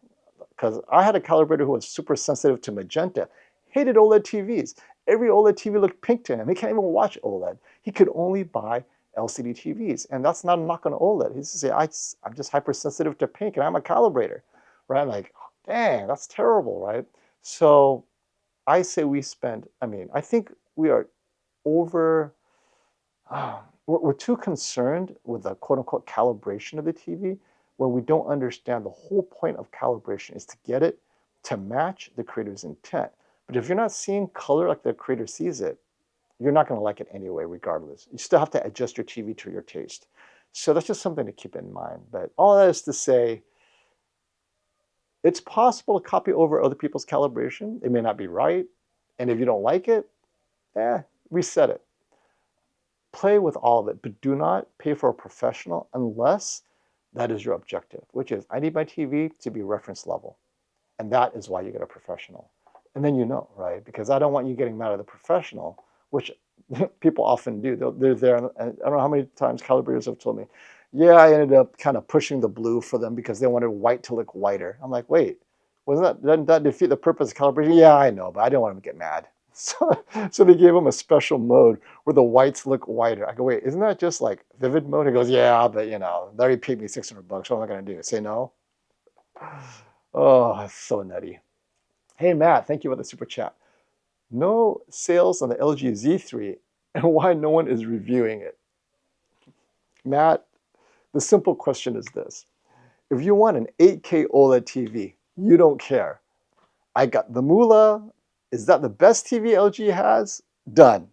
Put it in the truck. That's it. Don't care, right? If it's 25,000, it must be the best. Put it in the truck. And that's why no one bothers reviewing it. It's an OLED TV, right? Get it calibrated. Perfect. Because if you have that much money, what's another $600 to get it calibrated? So that's why no one reviews it. It's an OLED. They all look the same. And I'll tell you this, in my experience, Z3 next to an MLA G4, the MLA G4 will blow away the Z3. Z3 next to a QD OLED, the brighter QD OLED will blow away the Z3. At the end of the day, 8K is very expensive to implement, and you do not see a difference at all. So, having been to enough 8K shootouts, the only reason the Z3 beats the other 8K TVs is because it's an OLED TV. And the other 8K TVs are LCD TVs. That's it. Not because, oh, this is a better 8K. It's an OLED. Trust me, any of those 8K TVs against a 4K OLED will lose against the OLED. So, yeah, it's a fun thing to have, 8K OLED, but does nothing for you. Philo, PHLO, thank you for the super chat. 12 feet from a TV. I'm going to go with a 98-inch. Coming from a X930E, mixed usage, no gaming, bright room. Do I get the X90L or the QM8? Anything else? I want to stay under 6,000. Thank you. You're welcome. Get the... Okay. So you're used to Sony, right? Coming from X930E, get the Sony because it will give you the X930E and then some. It has good enough HDR. QM8 has better HDR. QM8 is definitely brighter, and sports content, it will blind you. It's so bright. The X90L looks more cinema Sony. It is not super bright. It is just, everything is organic. Skin tones is going to be great. Its shadow detail will definitely be better than the QM8, right? But it's a more subdued cinematic TV. It's not going to give you that pop. So, since you're coming from an X930E, you don't know what you're going to, what is it they say? You don't know what you don't know. You don't know what you're missing by going with the X90L, but you do know what you're getting, and that's consistency.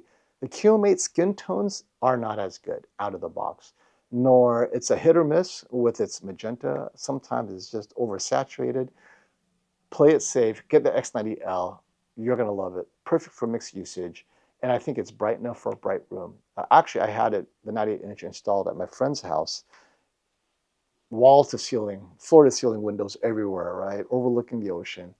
Works perfectly. No complaints about brightness. So, yeah, 98-inch X90L. You'll be happy, trust me. Don't even think about the QM8. And the price is under 6,000. Right. Catch a few questions before I resume the super chat. I know you guys have been waiting patiently.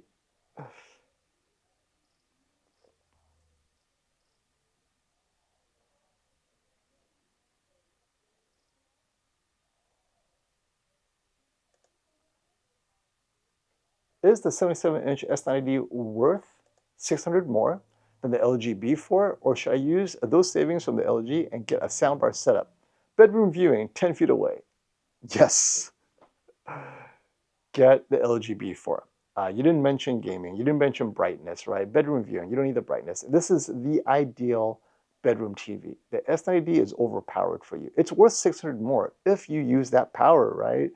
It's like getting a Ferrari to drive around town buying groceries. It's the better car for the track, clearly, but you're buying, going around town buying groceries, get a RAV4. So in this case, get the LG B4. It's perfect for bedroom, and a soundbar setup would be great with it. But the question is, do you even need it in a bedroom?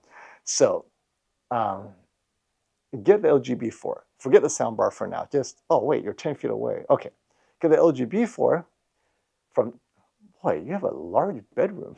I just thought of it, 10 feet away, like way over there. Get the LG B4. As far as soundbars, get the LG B4, see how the audio is. And among the soundbars, you might consider also the Sony Theater U. We just put it on your neck if you don't want it to be too loud. Soundbar deals are hot right now for sure. I'm just thinking, currently, single soundbars, I would consider either the Sony Bar, the Bar 8 is a step down from the Bar 9.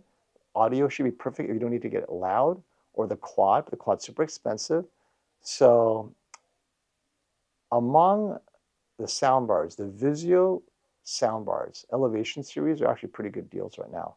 So consider the Vizio Elevation series to match. $600 though for a soundbar? Yeah, I think Vizio Elevation has something that might float your boat, but the LG B4 for sure. And thank you, Sean, for the super chat. According to a data, the worst companies whose TVs break down the most: Hisense, Panasonic, and shockingly Samsung, which was best a few years in quality. TCL was third, good, LG second, and Sony was the best in quality. So Sean, I think this goes to our theory. You got to break down by price, right? Samsung sells the most TVs, but if we were to break this down by price, because I don't know how these surveys do it, they need to break brand and price, and then we'll see what happens, right? So now that's not to say that it isn't consistent, because I know in the lower end, TCL is very good. But as you go in the high end, I'd be interested to see TVs above 1500 MSRP, what their quality is. But yeah, I love looking at how these things break down, because you can play with the numbers and not get any information at all. But definitely we need to break it down further by price and maybe size, right? Would size make a difference? Because a $1,000 TV that's a 55-inch is different than a $1,000 TV that's an 85-inch. Definitely a difference in quality. Obviously, the 1,055 inch is a higher quality than $1,000 85-inch TV or 98-inch TV, right? So we're going to have to break it down by size, price to make sure everything is even. And then I would think a different pattern might emerge. Adam asks, thank you for the super chat. I noticed some motion issues at Best Buy on the S90D when the image panned or moved quickly. Ah, yes. And this is the setting at Best Buy. So I don't know what the setting at Best Buy is, but what you need to know is this. There are two sources of this stutter, right? So you're describing the stutter here. First, the TV itself. It needs to be at least on 3. That's my experience. Samsung on 3, perfect. It doesn't add too much soap opera while managing the stutter. Now, 3 does not fix the terrible stutter of the content if the content intentionally put in stutter. And we're going to use Army of the Dead. Oh, terrible, terrible. Well, I'm not saying the movie's terrible. Yeah, movie's terrible is one thing. But Army of the Dead, terrible panning, right? There are rules in cinema production. You pan at a certain speed depending on how you want to manage stutter. And they broke the rules because the way they were panning in the desert of Las Vegas, right, as you're going from right to left, oh, the thing was just flying off the screen. And all TVs suffer from the stutter. So on every TV, doesn't matter if it's a Sony or a Samsung, you have to increase the soap opera effect to fix it. So If the source is that kind of source where it's just terrible panning, then you have to get that setting from 3 or 4 all the way up to 6, 7, or 8, right? And so the S90D, what do they know? It could be at 0 for all I know. And that's the problem. So every TV would face this same breakup you described if the motion is not set properly. And so what you would need to do is go back, and if they allow you to, S90D, that same scene, play with the anti-judder, bring it up to a 6, 7, 8, and it should fix it. So yes, the answer is yes. It's a specific setting. It's called the anti-judder setting. And all TVs would suffer this if it's not set to the right judder. Inco 801. My LG B4 83-inch just arrived from Costco. Congratulations. That's such a great size and great price. Everyone should get a 83-inch LG B4 for the bedroom. Ultimate. I'm getting it installed on my wall tomorrow to replace my 2019 Vizio M Series 65-inch. It still works. Oh, wait. Maybe that's why you replaced it. It stopped working. So, wow, what an upgrade. I can't wait to watch Blade Runner and Alien this weekend. You are going to love this TV. Oh, your first OLED coming from a Vizio. Wonderful. That's what I love to hear. All right. Super chat. Thank you, Shane. S90D versus LG G3 hockey, YouTube, 4K HDR content. Wow. Okay, so the G3 will do that better for hockey. However, you have the risk of DSE, which shows up on hockey, right? Now, I don't know if this G3 will have it, but mine did. I saw pink tint on the edges of the TV on my G3, and the S90D will not have that. However, the S90D will not get as bright for hockey. So when you put G3 hockey in standard mode or vivid mode, it will be noticeably brighter than S90D. But is that brightness worth the possibility of some DSE? Only you can answer that. Now, for YouTube and 4K HDR, they will look very similar, right?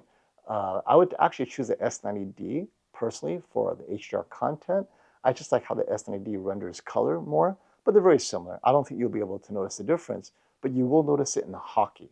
So G3 for bright hockey that will not dim, or the S90D for slightly less bright, but then the whites, there's no vertical color banding. Vertical pink, magenta, green, grayish stuff, that's a risk on the G3. Not to say that it will have it, but that's why they call it a panel lottery. So, okay, if it was me, I'd get the S90D. I don't need it that bright, but if you're in a bright room, I'd still get the S90D. I couldn't stand my G3 when I was playing hockey. Or not, I wasn't playing hockey, but playing hockey content. I couldn't stand the G3 because I really saw that gray-green vertical banding. It was horrible on my TV. Terrible. Okay, Sean, FOMO, one last shootout. When am I planning the next shootout? Maybe all TVs, all you have had a software upgrade. Okay, yes. So I have all the flagship TVs here right now, right? And you can have one last round and give rank to them at the end of the year. So what Sean actually says is very important. My Bravia 9 and Bravia 7 have had 3 firmware updates in the last 2 months, right? If you guys don't know the story, Sony put out an update in September, broke all the TVs. People got mad. Then October, they added an update and made it better. And then November, they added another update, made it slightly better. And then same month, there was another update just last week that made something better or fixed something. I don't know. So the Bravia 9 and Bravia 9 aside, Bravia 9 has always been great, actually. The Bravia 7 has improved so much with all the various updates since the first time I saw it at the Sony demo. So Sony gave us a demo back in March, right? March, April this year to show off the Bravia 7 and Bravia 9. I immediately said, I have no interest in this Bravia 7. And Sony's like, why? It's so clearly the worst TV here. Like, look at the Bravia 9, look at the 7. Like, why would I review the 7? The 9 is so good. I cannot look at the 7. Like, it's dead to me, right? And then they begged me, oh, let us send you the 7, please. You need to see it's better. I'm like, fine, bring it over. And so, thank you, Sony. thank you for being patient with me. They sent me the 7. I put it next to the 9. I'm like, oh, wait, wow. It's just as good as the 9. Oh my gosh, it's better than the 9 here, here, and here. So the Bravia 7 is slightly better than the Bravia 9. Specular highlights, star fields, everything is slightly brighter. But there is a cost to be paid. By being slightly brighter in those specular highlights, there's slightly more cloudiness in the star field, slightly though. Whereas the Bravia 9, perfect black uniformity in the star field, but the stars are slightly less bright. So I thought, okay, that's a beautiful trade-off. For a little less money, you get the specular highlight impact. And in a slightly brighter room, you're not going to notice the cloudiness. I love the Bravia 7 for doing that.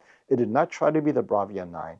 It says, you know what? Let's leave the Bravia 9 to be more OLED-like with its black uniformity and all that great stuff, but we will kill the Bravia 9 in specular highlights, and it did.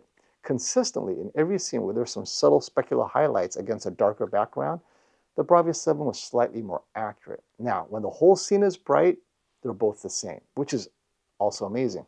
So that was all firmware, I think, because when I saw the Bravia 7 originally, oh my, the contrast looked, I mean, maybe it was off angle, but it wasn't that off angle. It just felt like the Bravia 9 was a better TV.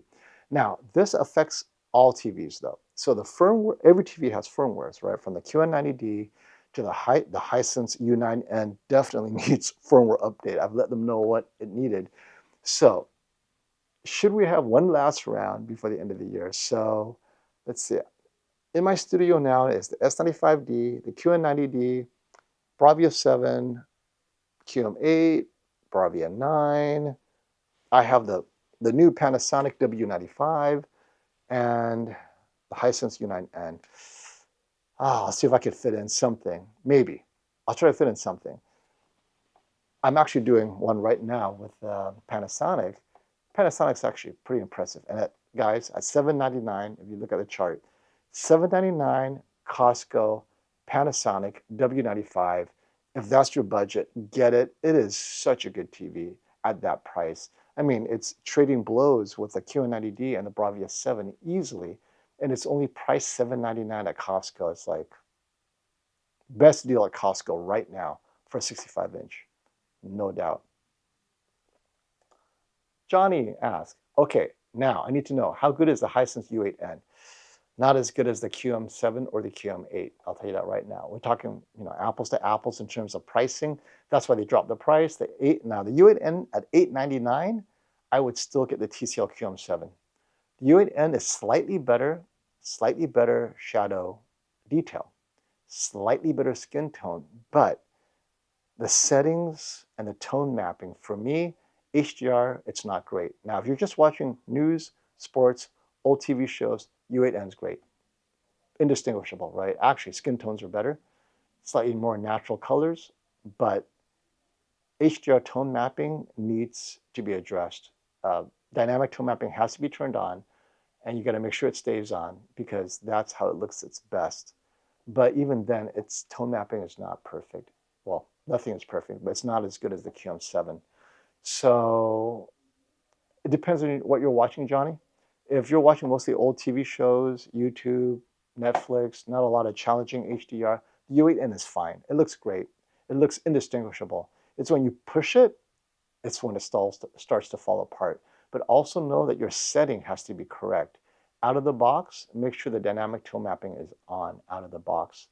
And it's also a bit too bright. You might have to take the brightness down a little bit. Hisense this year made all their TVs way too bright out of the box. I think it needs to be taken down several notches. And this also applies to the QM8, way too bright out of the box.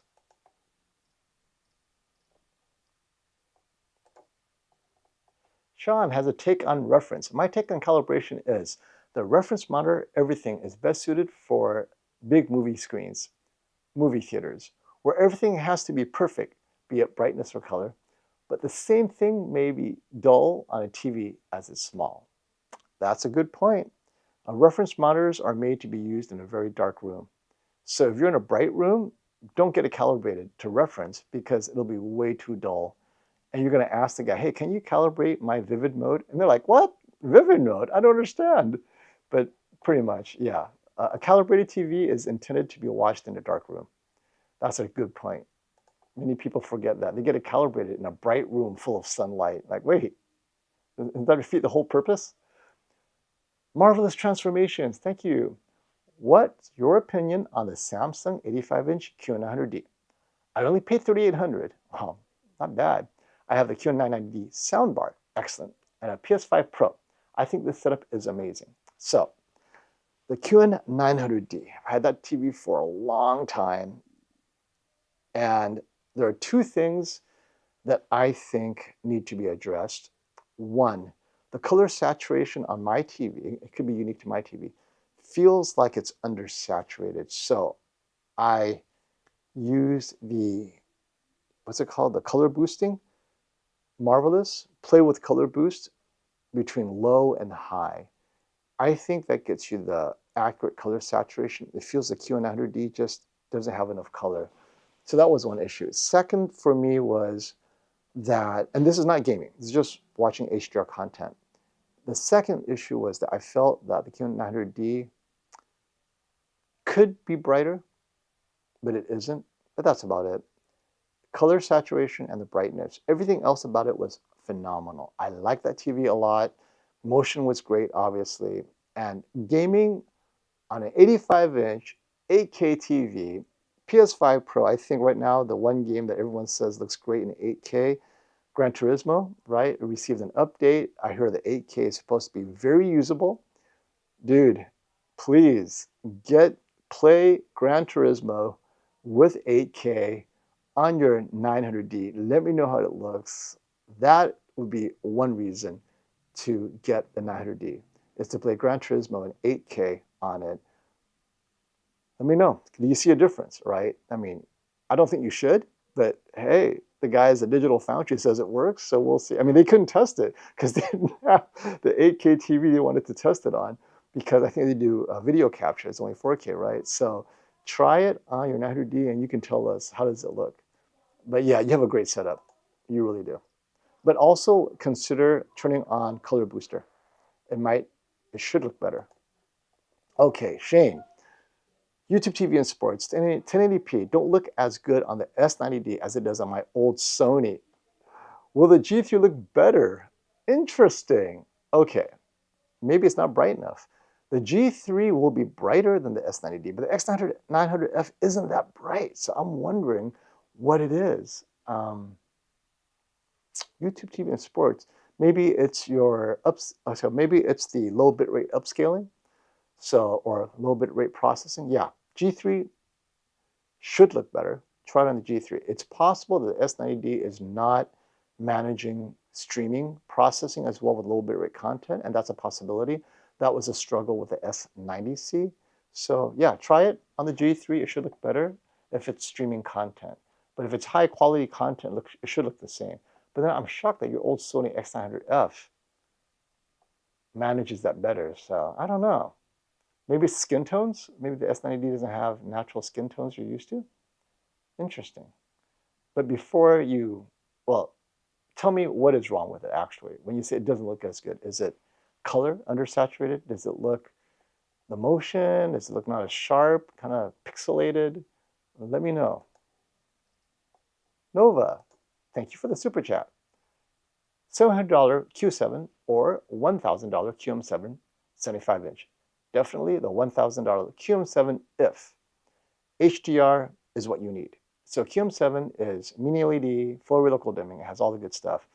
I really like the Q7, but the Q7 is only good for TV shows, news, where you don't have HDR. Once you start having a lot of bright HDR, the contrast starts to drop because it doesn't have full array local dimming. But if you watch HDR content, Netflix, Disney Plus, Blu-ray, get the QM7. You'll notice the contrast difference immediately. But for just basic sports watching, the Q7's fine. Terry, thank you for that super chat.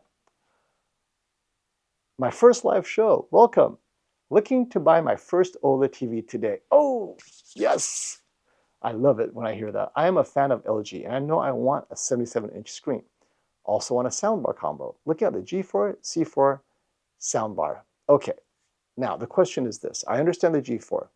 very bright TV, amazing with MLA, but why the C4?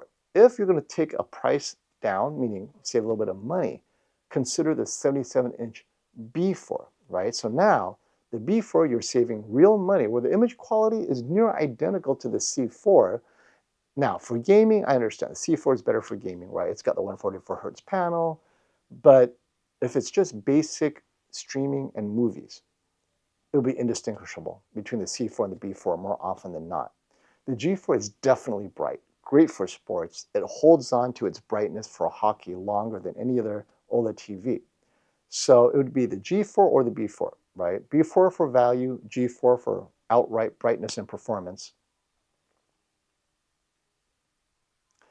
If you want a soundbar combo, don't feel limited by the brand, meaning, oh, I got an LG OLED, I have to get an LG soundbar. That's not how it works. The LG soundbar stands on its own. Unfortunately, LG soundbars are not, I don't think they're as good. Is S90TR an LG soundbar? I'm just assuming it is. My opinion, the best soundbar system right now for the price is from Samsung, especially Best Buy, right? Best Buy has a Samsung soundbar that's like 600 something. Get that one, right?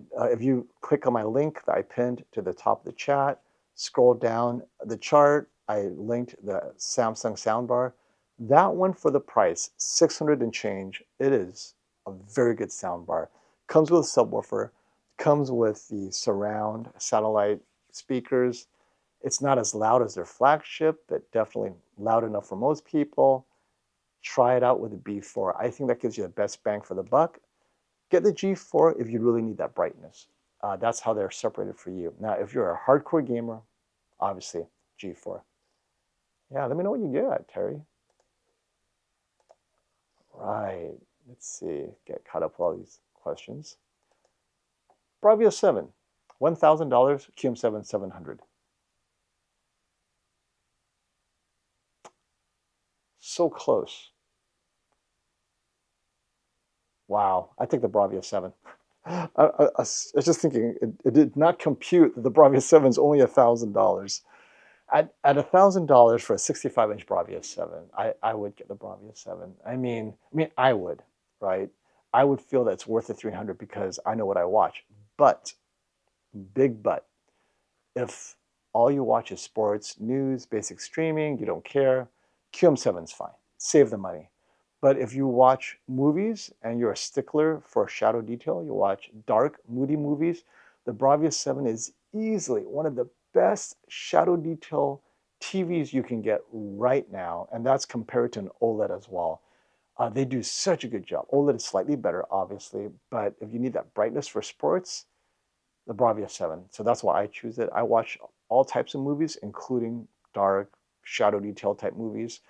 Game of Thrones, Bravia 7 will do that better than any other mini LED, and as well as the Bravia 9. That's saying something. So that's why. Get the Bravia 7 at that price.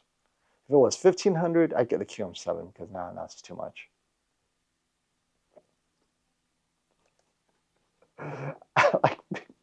I cannot lie. Oh, I had to put that up. It got me a good chuckle. Crazy people. All right. W Pros Boom. Pros and Boom. Looking for a home theater TV and a good deal. I would like more than 80 inches, right? Bigger than 80 inches. Best possible immersion and picture quality for movies. Budget is less than $8,000. Oh, what I want to hear. So how big you want to go? 98-inch QM8, 98-inch Sony X90L. Okay. I'd say the QM8 will give you the best possible size, everything. QN90D is another one. Samsung QN90D at samsung.com. Or actually, I think at Best Buy. Let me double. I think currently that's just under 8,000, 7,000 something. I would personally get that because that's just the best image quality, but you're paying a premium. Let's see, QN90D, here it is. So Best Buy, it's $9,000. If you go to Samsung.com and you're a AAA, if you have AAA, what is it, the Auto Club, or you're an educator or military first responder, right? You get qualified at Samsung.com as an offer member. They will sell you this TV for $7,000. So you save $2,000. But if your budget's under $8,000, it will fit your budget. So if you are a AAA member or one of the offer members, education and so forth, Samsung.com, that's $7,200, something like that, QM90D. Now, if you're not, then the other one to consider is the TCL QM8 or the Sony X90L. Now, the Sony X90L is perfect for movies, but have some light control. The QM8 gets a bit brighter for sports. That's the biggest difference. So the X90L won't get as bright, but if you have some light control, it's fine. In a bright room, it's okay. I mean, it could get brighter, but it should be brighter. Next year, Sony will have a brighter TV. I'm thinking for you, yeah, QM8 or X90L, depending on your preference. Home theater, but I keep on hearing home theater. I have to think Sony X90L. The skin tones are more natural. Shadow details will be slightly better, but it's not for gaming. If you plan to do any gaming, then get the QM8. So, it's no perfect TV. I'd start with the X90L and then go from there. X90L is currently like 6,000, just under 6,000, something like that. All right, next up, Jarek Caravan. Hey, FOMO. I have FOMO. You have FOMO. I have FOMO. About a 65-inch S90D for the bedroom. Headboard is 16 feet wide. Oh, well, 16 feet away. 16 feet wide. What kind of bed? The headboard is 16 feet away. LG B4 77 inches. Yes. For the bedroom, I would get the 77-inch LG B4. Yeah, you don't, it's fine. Brightness is fine for what you need it for. Bright bedroom, streaming, watching news, all that good stuff. LG B4 77-inch, get it, get the size. The image quality is so similar with what you're watching. Don't worry about the S90D. QD OLED will be lost for most of the content you're watching.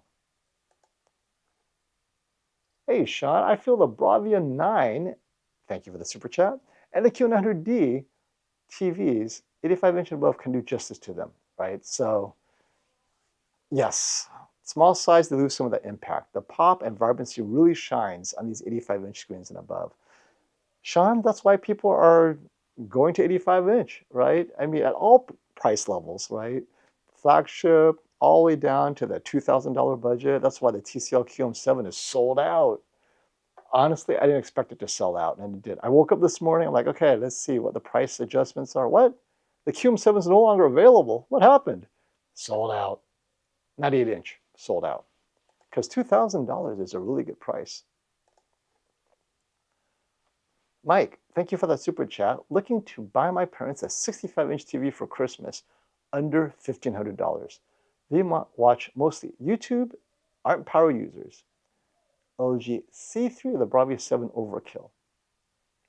Yes. Well, the C3, okay, so OLED generally is overkill. Bravia 7 is a bit expensive. I'd say get the X90L. So if you're looking at Sony, they will love the X90L. If it's just YouTube, mostly YouTube, get the Sony X90L because everything looks good on that Sony X90L if you're not talking HDR. And YouTube is like full screen content most of the time. The Sony X90L 65-inch is like $1,000, like $1,100, $999, something like that.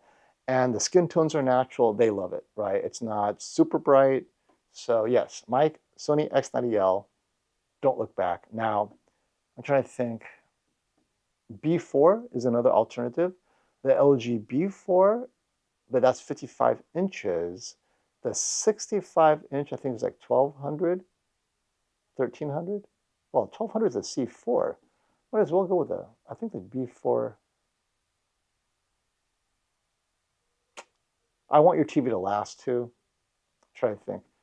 If you can get an OLED, get the B4, the C4. I think the C4 has a pretty good deal right now. but it feels overkill to me. I think the X90L is the best bang for the buck still for your parents at under 1,000. Yeah.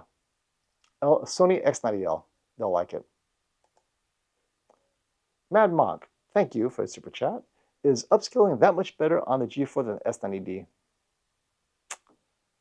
Depends on your low bit rate issues. I think it is slightly better. The question is, do you notice it with the content you watch? Many people watch content, it looks the same on the G4 or the S90D, and they just get the cheaper TV. So you have to, I would say, start with a cheaper TV, S90D, play it on your streaming content, hold on to it for a week or two. And you go, oh, you know what? On this content, I don't know. It's kind of rough when the internet starts to slow down. Then get the G4 and watch it in that same content with bad internet and see if you notice a difference, because the reality is it's so hard to say how it will affect or improve your streaming quality without knowing what the actual issue is. So the G4 does, quote unquote, have a better processor, but does that improvement affect your streaming? That I don't know, and that's the hard part. Right? Just saying yes as a blanket statement doesn't necessarily mean you'll get or you'll benefit from that. But it can't hurt, that's for sure, but you're paying a penny. That's not the issue. Is if you're willing to start off with the best or go home, start with the G4 and take it from there.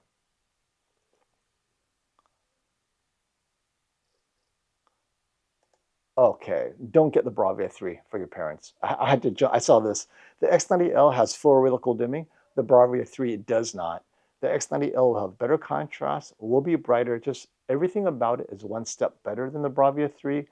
Do not get the Bravia 3 for your parents. That I can confidently say. Bravia 3 is just the absolute lowest of Sony's TVs. It has none of the image quality improvement features of the Bravia 7 and above. Yes, avoid the Bravia 3. For that price, don't touch it.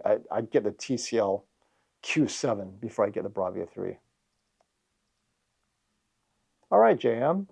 85-inch TV, large room with lots of windows behind and adjacent, glare, watch lots of dark movies, wide viewing angle, greater than 15 degrees. So you're talking OLED, 83-inch LGB4. Oh wait, lots of windows, lots of glare, and it's bright. But then watch lots of dark movies. Okay. The 83-inch LGB4, you get the wide viewing angle. It's amazing, but whether or not it's bright enough for your bright room, you have to decide. Try it anyway. Just get it, bring it home, because it is a good price. You get the LG B4, 83-inch, you'll get the viewing angle. Nail that. If it doesn't get bright enough, then you have to get, I hate to say it, LG B4 to the LG G4. Now we're talking $5,000, right? So you're going from under $3,000 to $5,000, but that's the jump to fight that brightness in your room. But start with the LG B4 and see if it's bright enough. But image quality is key. Yep, that's why I said LG B4, LG G4. Their image quality is very similar when the content demands it, but as it gets brighter and brighter, HDR content taking over, only the LG G4 can keep up. So the LG G4, if value is not a consideration, get the LG G4. That'll do it.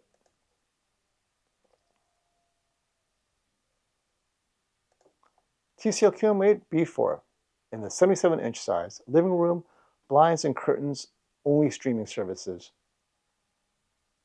LG B4. Yep. Because the QM8, it brings you, it just feels to me that you don't need that extra brightness of the QM8, which will be very bright for sports.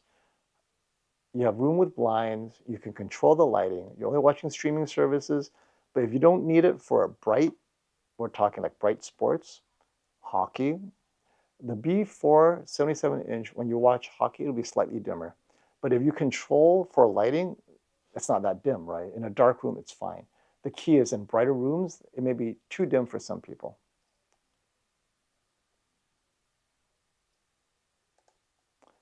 I agree, Bucks. This is a great comment. I don't understand why the Bravia 3 exists. The X90L is a better TV overall. Exactly. I don't either. But there are those who see Sony and the word Bravia. Oh, I'm taking it home. I can afford it. It's in the car. Ramash Krishna. Can you answer my question about the 895L 77-inch? I don't even know what that question is, Ramar. I'm sorry, because there's so many questions in between. I may have lost it somewhere. Ask it again. I'm sure I will find it. Oh, here we go. 895L. Why not wait for the new series? Wait for the new series, because 895L right now is so expensive. If it was a great deal, oh, you know what? This is it. It's only $2,000. Okay, because for sure, the new series is not going to be cheap. But the A95L isn't cheap right now anyway. So wait, there's no reason to get the A95L. Not at this price. It's insane.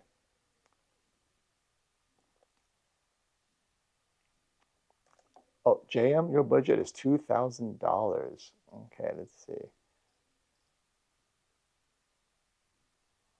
Oh, well, you got a problem, don't you? At $2,000, the B4 is above 2,000, I think, right? Yep. LG B4 is 2,500. So all you have is a QN85D. Get the Samsung QN85D. There you go. $17.99. If you are a member, JM, of Samsung, so let me put it up here. If you're a member of one of Samsung's offer member groups, AAA, Auto Club, right? Or you're an educator, student, someone in the family is a student, or military, government, first responder, then Samsung.com will offer you a better deal. Then you can get the QN90D for under $2,000. But if you're not, just go to Best Buy, get the QN85D. It's under $2,000. It does have better off angle than the competition, but it's still bad. But you can't afford OLED. So get a Samsung QN85D, and hopefully that works. I mean, I'm testing the QN90D right now, and it looks pretty good. Off angle, it's just not as good as OLED, but slightly better than the Bravia 7, actually. Bravia 7 off angle feels a little bit worse. So something to keep in mind. Jason, hey everyone, I just got up from a nap. Thanksgiving can be a little painful. Wait, if you just got up from a nap and it's like morning here, I'm in the Pacific Coast, I'm like, does that mean you just slept through the night, or did you sleep, wake up, and then take another nap? Thanks for dropping by, Jason. And thank you for everyone's patience. Here we go. Hey, Sean, thank you for your super chat.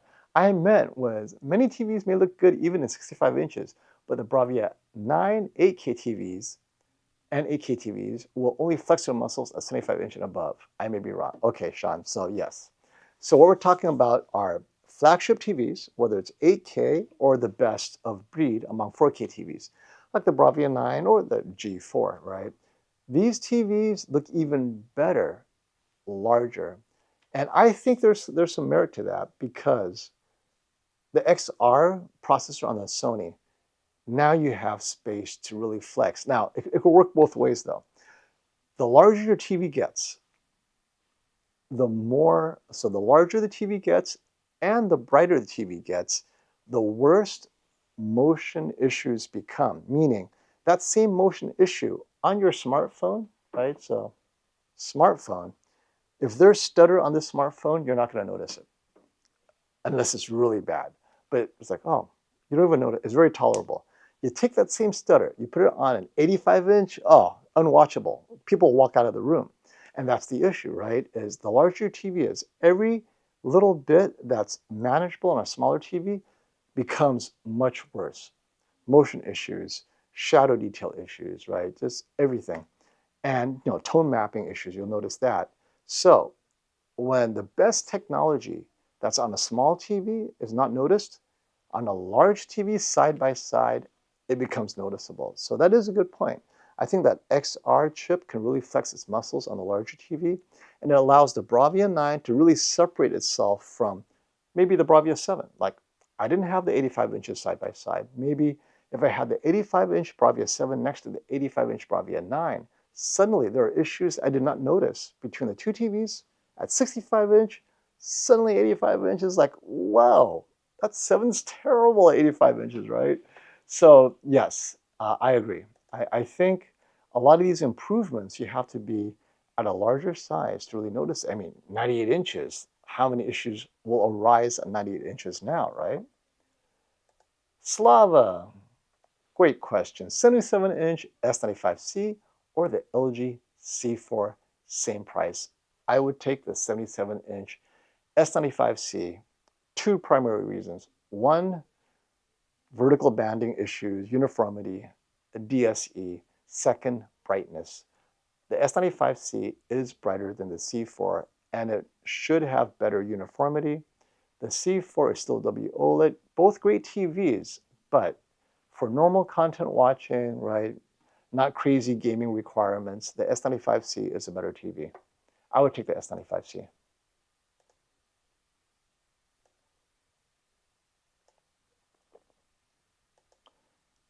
Great question, Cody. Is it better to watch Netflix on the built-in app on a Sony TV or the Apple TV 4K? So many generalities to address. First, the latest Sony TVs, the Bravia 7, Bravia 9, Bravia 8, E95L, their apps are more customized to the source than before, right? So with every generation, and this applies to probably other brands as well, but I'm going to talk about Sony specifically because I've spoken with the Sony engineers on this, and their internal apps, they work more closely in developing it with the actual source of the app. In this case, Netflix and Prime Video. Apple TV, Apple works with those guys, and Apple consistently has the best streaming bitrate of any platform that has apps. However, it doesn't give you anything special beyond this is the best bitrate available. As Sony is improving its relationships with these apps, its internal apps I find are getting better, but depends on the generation. So Sony X90L, I get the Apple TV 4K. That's it. Because I did not like the way the Sony internal apps from the earlier generations were, including the X90L. But the newer ones, for example, Dolby Vision, was just way too dark on Netflix on the X90L. But Apple TV, its version feels cleaner, better, I don't know. And it goes to the HDMI. So that's another thing is Sony and all TVs, the image sent through HDMI is processed differently than the image sent through the app. So for example, sports on the Samsung, it's always SDR coming through its app, as well as probably the Sony, right? It's native SDR, and it's only SDR. Whereas you can play with the HDR version if you have Apple TV or Chromecast or whatever. So Apple TV gives you more options to play with motion, settings, Dolby Vision. You can turn off Dolby Vision on the Apple TV if you want. On the Sony, you can't. So if you're watching Netflix and you don't like the way the Dolby Vision is, you can't turn it off. On the Apple TV, you can. But on the flip side, on the Bravia 7 or Bravia 8, Bravia 9, I liked how Netflix calibrated mode has improved a little bit since the last generation. So, but as a rule, Apple TV 4K is slightly better in terms of bitrate. Image quality differences are more about color and brightness, I think, is how they separate the two. But most people don't notice the difference, so maybe we're just picking on hairs here, but yeah, generally speaking, Apple TV is slightly better.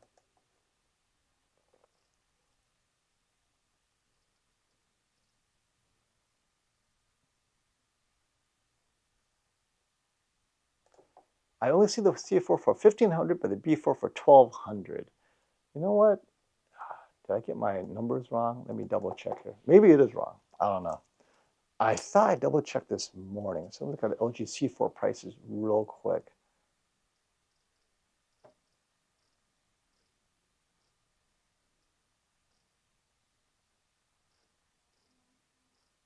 What? You're right. It's at $14.99 now. Well, you know what? In that case, forget it. I'm taking the C4 out. Was it briefly? Man, I must have missed something. Otherwise, I never would have included that in there. So, yeah, the C4 at 1500, I do not recommend. I take the $13.99 S90 over it all day long. So, thank you for that. I have to make that correction as soon as we're done with this live stream. Actually, I'll make a correction right now. I have the chart up.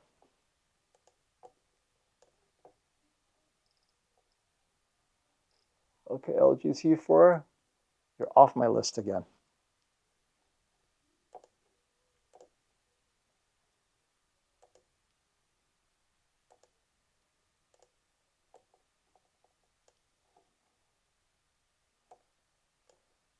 Maybe it was, what do they call it? ChatGPT has these illusions. Maybe it was an illusion. I woke up and the turkey was talking. All right, okay. Thank you, Ralph, for that correction.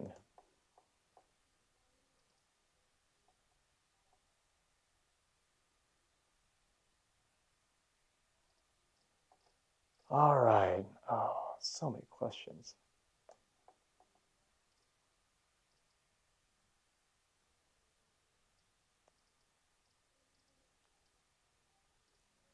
Okay, here we go. SV file. Coming from a 77-inch A80J to a 77-inch G4 for $3,000. Will I miss Sony processing? It's not so much Sony processing. It's more of Sony's approach to color. I don't think so. I think you will benefit from 77-inch G4's extra punch, brightness. It's a whole generation different with MLA. I don't think so. I think you're fine.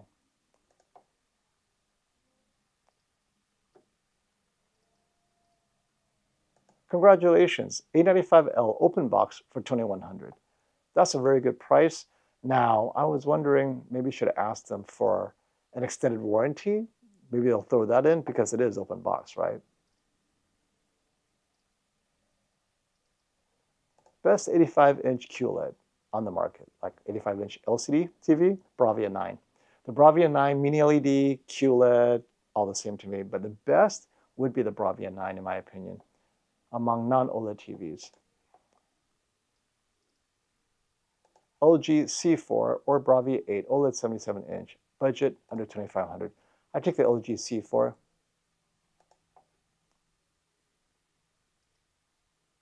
Where did I say that $799 price of the Panasonic was? Hey, go to the top of this chat. I pinned my chart. In my chart, you'll see it is the 65-inch Panasonic at Costco.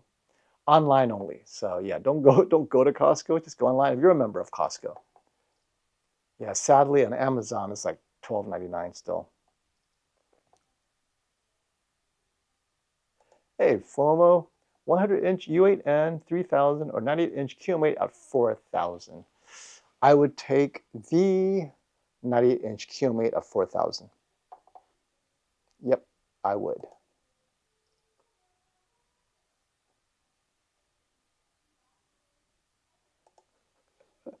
Sean, FOMO, you have so many TVs. What will you do with them when the new ones come next year? Too many TVs, need so many rooms, or maybe open a showroom. I'm definitely not interested in being a retailer. Yeah, most of the time I get friends and family. You know, there's always someone who needs a new TV. But yeah, it's the worst thing is to have a showroom. All right. Let's see. 77-inch S95C. Oh yeah, we answered that. What processing will I be missing going with a Z85 over a C4? You have a lot of Panasonic for its out-of-the-box accuracy and skin tones. That's it, basically, but it's subtle. I feel that Panasonic saturates its skin tones a little bit better. In comparing the Z95 to the G4, I noticed that as well. And it's just, I don't know, it feels like LG slightly undersaturates it and not inaccurately on the Panasonic. It just feels like out of the box, the Panasonic has a more pleasant skin tone saturation that's a bit more than LG. But LG shines in bit rate processing. That's its thing. So low bit rate content, sports and stuff, it cleans that up a little bit better. That pixelation, they describe it as, right? Macro blocking. But for a non-gamer, you're going to notice more of the color science, actually is a better way to call it. It's the color science on the Panasonic feels more cinematic, and that's what they intended, very similar to Sony. Whereas the C4 is more about the settings and the features. So they have more settings that you can play with, motion settings and all these different settings that gamers just love to dive in there and play with. And it's those options that LG shines, right? So its processing allows you to do all of that. Play with granular settings. And if you don't like settings, get the Panasonic in terms of the skin tones out of the box. But the C4 is technically superior. They really dive deep into getting the most out of their processor because they make their own processor. Whereas Panasonic has to source it from MediaTek. So there's less of that in-depth knowledge of what this processor is capable of.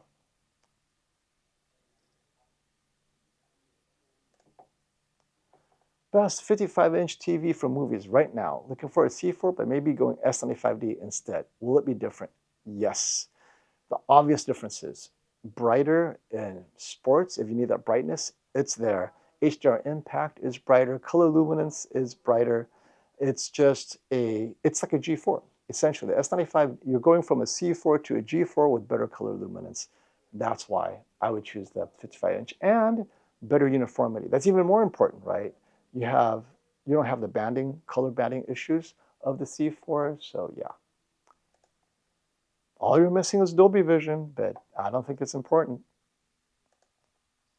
It's amazing that Best Buy is only offering $200 off the Sony A95L. I know, it's almost nothing.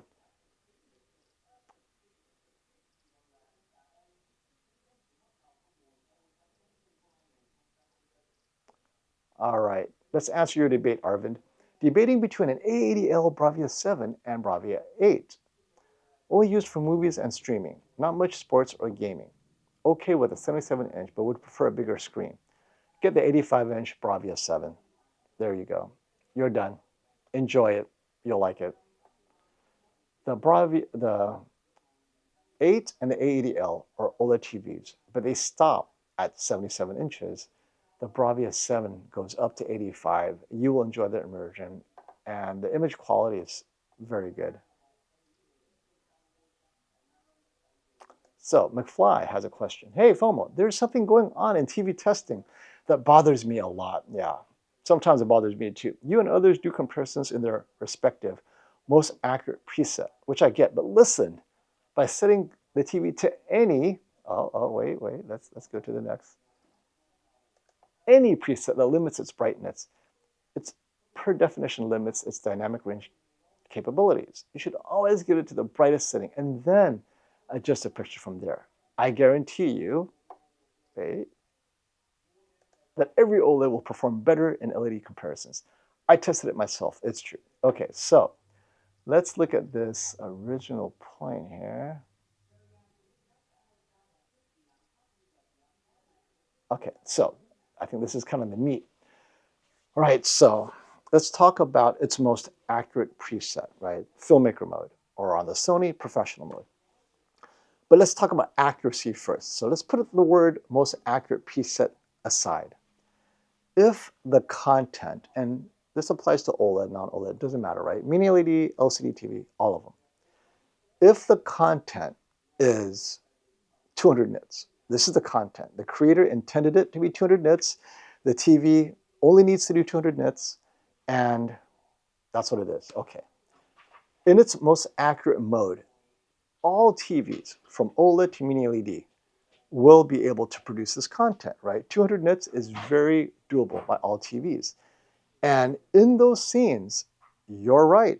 Every OLED TV looks just like the Mini LED with better contrast. So this is where the OLED TVs win. And this is why we do darkroom testing, or not darkroom, dark scene testing, right? In dark scene testing, the OLEDs stand out every single time because they have better shadow detail. You don't have the blooming issues of Mini LED TVs. Okay, Here's where the issues arise, and I think you're doing this to make OLED. Okay, so here's the issue.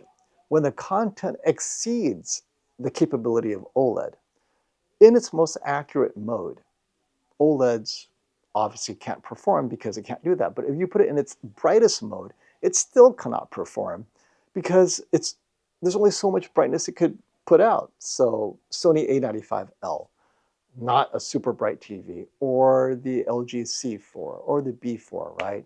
If I bring in Jennifer Gallo's content that is 5,000 nits, these OLEDs peak out at under 1,000 nits. How can it do that? It just cannot do it. Even in dynamic mode, it cannot do it. The mini LED TVs, in its most accurate mode, will still be brighter. So here you have the mini LED TVs in its most accurate mode and the OLED in its most accurate mode. The mini LED TVs will be able to hit 1,000 nits, 1,200 nits in its most accurate mode with no problems.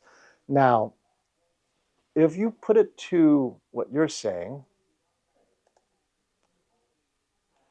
the preset doesn't limit the brightness per se.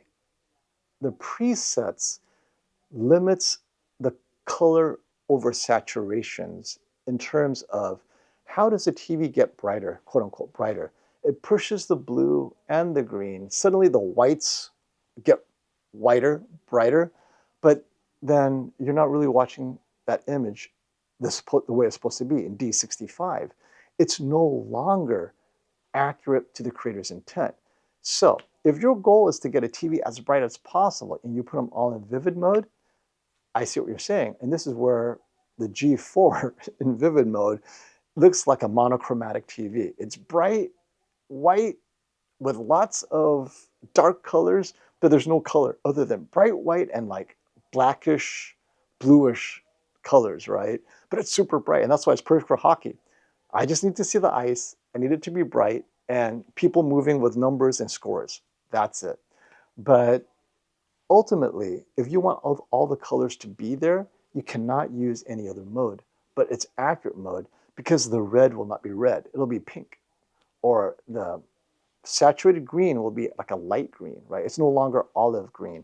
So getting it out of its accurate mode, your colors will change.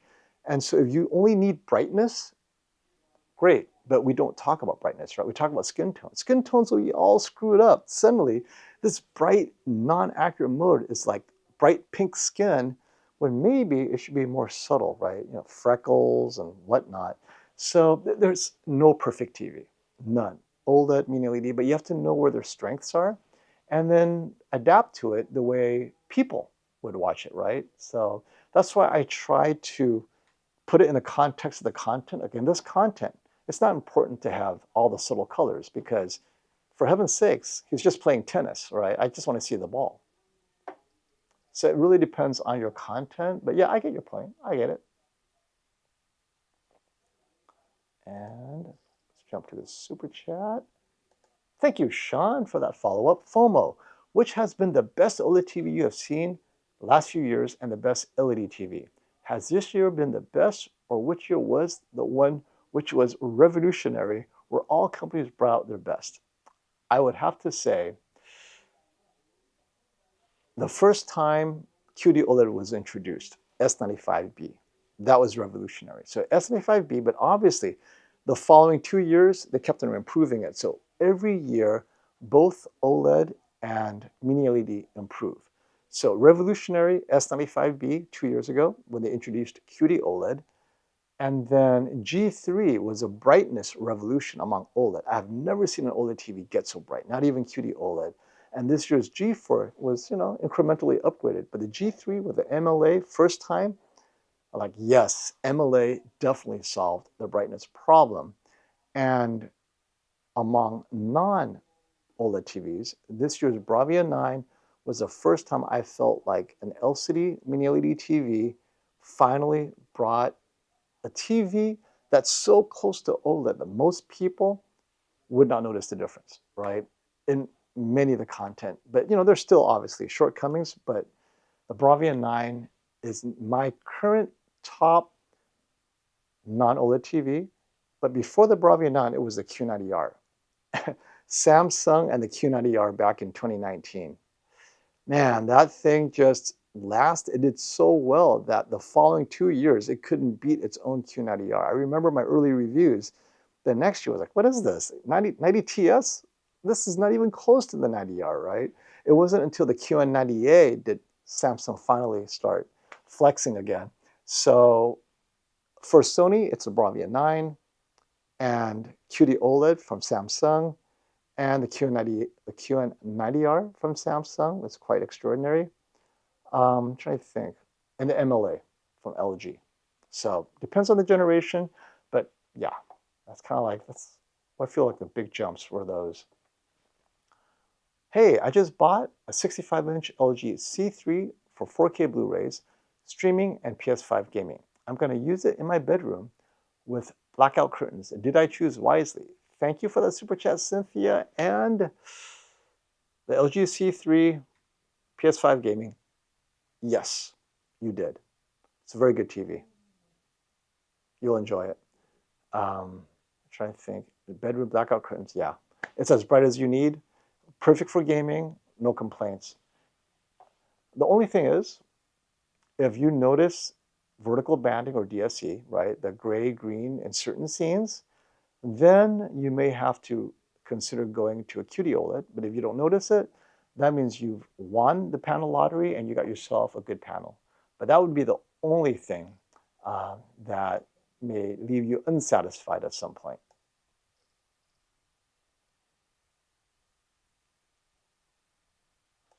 Jason, tell me the truth. I have never seen so many people commenting so fast on any form of live stream. It's Black Friday after all. How is he going to answer you all? I know. Oh, it's going to be a long day. If you guys are patient and hang around, I will get to all your questions. So my goal is to be here maybe another hour for you guys. So come on, bring it out. I'm sure I'm going to get to all of you. We'll hit it all. Snore Patch. Hi. I love the name Snore Patch. Which one? Hisense 85-inch U6 for $999. Oh, that's such a good TV. 75-inch U7, priced less than $100 than the U6. Used mostly for movie streaming, slight gaming. Thanks. Okay. Ooh, slight gaming. The U7 was definitely designed for slight gaming in mind. But I'd go with the 85 inches. Yeah, because mostly movies and streaming and slight gaming, you will enjoy the larger size. So enjoy the immersion and don't look back.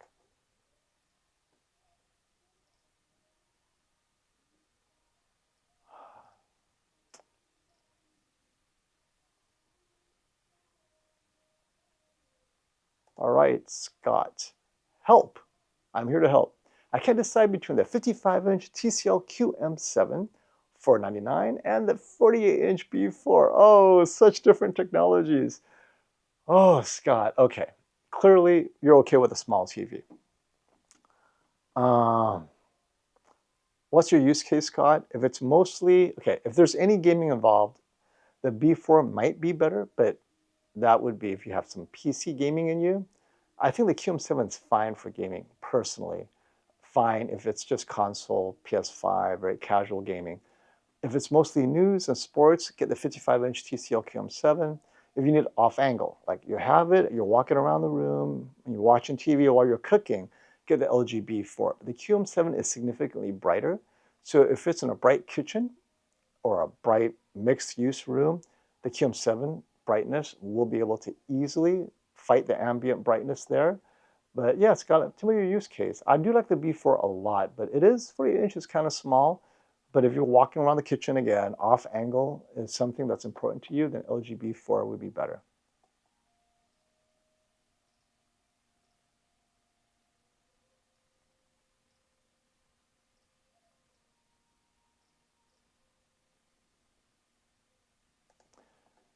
I agree, Flex Nuts. I feel like MLA was a bit too late, too little, too late. It really got overshadowed by QD OLED and kind of missed its moment. I think LG sat on MLA 1 year too long. You're absolutely right.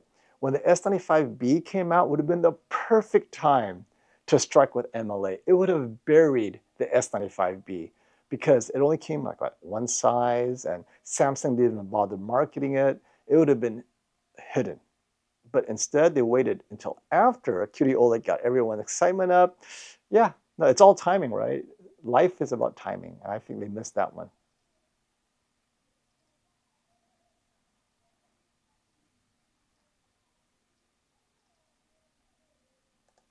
Some want to know if there are any issues with the S90D currently. Awesome stream. Why, thank you, buddy. Not that I know of. I'm hearing that S90D is a lot of people preferring it simply because of the anti-glare that's not on it, that's on the S95D, but not that I know of. But if you know of any, let me know and I'll look into it. But I'm hearing the S90D is phenomenal.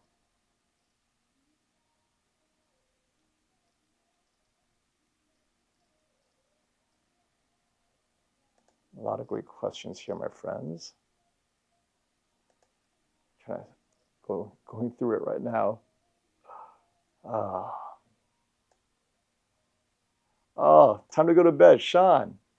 Thanks for the great stream. It's 1 a.m. in India. Looking forward to the year-end shoot-up by you. If it happens any date, I'll try to do something. I don't know though, because I have to get ready for CES and then, Christmas break. I'm going to the holidays, right? Might end up in Cancun again. So I'll see what I can do.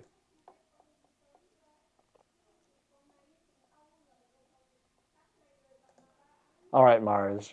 This is important. Let's just talk about this. I can only buy from Best Buy. I have an S90D and a B4.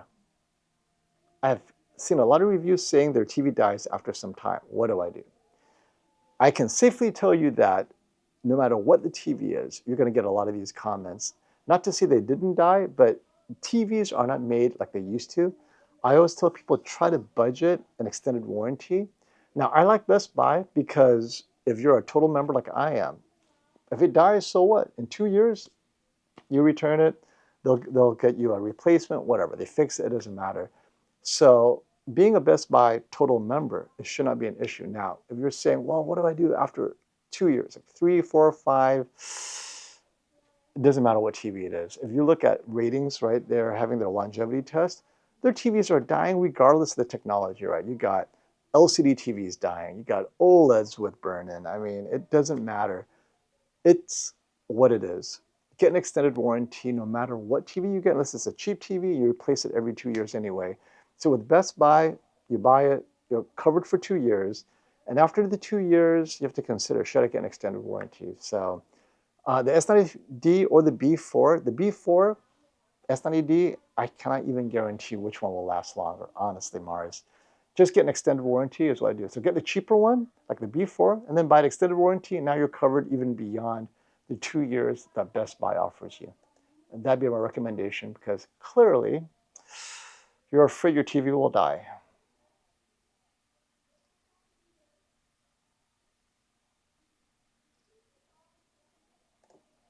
QM7 or S90C. So the TCL QM7 S90C. Wow. Two different TVs. So the S90C is last year's QD OLED, great TV. I mean, S90C is just pure TV, but if you're talking, well, for that price, I can get a 98-inch QM7, right? Well, the S90C, I think at $999 is sold out now. So if it's available to you at $999, I get it at $999. But if you're talking about the QM7, $2,000, 98-inch, that's 98 inches of immersion. I would get the larger. If you can go 2 sizes larger with a QM7, I'd get that for just content watching. But the S90C is a superior gaming TV if gaming is important to you. All right, clone. I have a great deal on a 65-inch Bravia 8. Get it or pay $100 more for the C4. Get the Bravia 8. I don't think you'll notice the difference. If it's just, again, streaming, movie watching, Netflix, they're going to look very much the same. I go with the Bravia 8, enjoy the color science that Sony offers skin tones. If you're a gamer, the C4, better thought out as a gaming TV. But short of that, save the money. Definitely get the Bravia 8.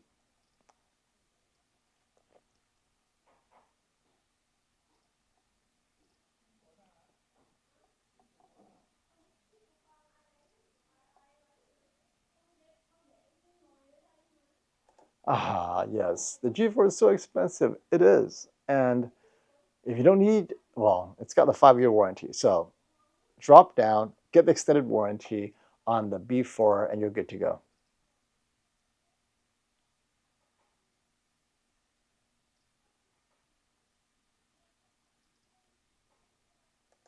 Oh, this is crazy. Under 2 years, after 2 years, Best Buy offers monthly payments to keep the warranty going. I hate these monthly payments. $30 a month? Oh, no, no. You know what? That's $360 a year. I don't know. I after 2 years, I like prepaying the warranty upfront. I know I got my 5 years. I don't have to worry about it. This subscription thing, copying Apple, not a fan. All right, X90L, Sony, 85-inch or QM7 98-inch? QM7 98-inch, done. I just love the immersion. I really do.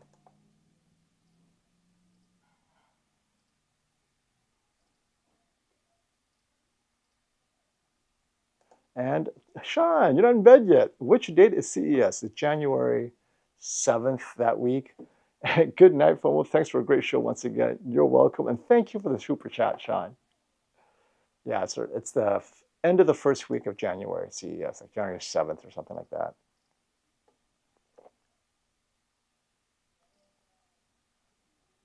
All right, here we are. Tim Hendry. I want the largest TV, 85-inch for gaming. QN90D or QN85D? Not sure if it's worth it or should I go with a cheaper option? So, I've been impressed by the QM8 and the QM7 for gaming. But I do like the unique motion features of Game Motion Plus, motion resolution of the QN85D. I think it's great for console gaming, for sure. So, I'm trying to think. Tim, I don't know how your return policy at your retailer is, but if you get the TCL QM7, that'd be the only cheaper option I get. It either between the QN85D or the QM7. That gets you among the LCD TVs, the top gaming option, QN85D slash QN90D, and then the budget gaming option that is similar in image quality, which would be the QM7. I always tell people to start at the bottom and see what the issue is they have with that TV, whatever it may be, right? Oh, I don't like the snappiness of the OS, or, oh, the shadow detail is terrible, whatever it is. Keep a checklist in your mind of the things you don't like. Then get the better TV and see if it addresses it. The problem is you're assuming, grass is always greener, that the better TV definitely addresses those things. So read the reviews specific to those things that bother you. It may not even address those things, right? So let's say in some TVs there's a certain flicker, in other TVs there isn't, very specific. Oh, okay, I know. This TV doesn't have flicker in that content or that game. I'm going to get that TV because it addresses that one problem. So if you start with a cheaper TV, thinking that it covers everything and you're happy with it, you win. But if there are things about it you don't like, make sure before you upgrade that whatever you're upgrading to specifically solves that problem. So the only cheaper option here would be the TCL QM7 that I think is also a good gaming TV for consoles, right? It's not dedicated gaming. It lacks the motion features. But if you don't plan to use Game Motion Plus anyway, you're paying extra for a feature you may not use. And Game Motion Plus is great for 4K 60 or 4K 30 locked, and then it makes it a little bit smoother, right? So that's why I like it. So TCL doesn't have that. Oh, this is great. Alan, this is awesome. I'm watching this and watching them drop off my 75-inch U8N. Who knows? Maybe in a few minutes you could be watching me on your 75-inch U8N. Congratulations. Hey, Cydia, thank you for that question. I really like the G4, but it's a bit pricey. Yes, it is. Do you think prices might go down once LG releases new models post-January? Yes, I do. March. Also, any tips in managing FOMO caused by not buying a Sony? Well, among the non-Sony TVs, the G4 or the Panasonic comes closest to Sony colors. G4 is right behind, but the reality is you will always have FOMO because Sony and LG very much do different things. Sony is very focused on cinema, color, bringing movies home. That's their theme. LG is very much focused on high performance, technology, features that appeal to gamers. I mean, you look at all their announcements that are coming up, right? Oh, we're going to do this with gaming and that. That's their thing. Sony is not a gaming, well, ironically, it is a gaming company, PS5, but the TV side, no idea what they're doing with gaming, right?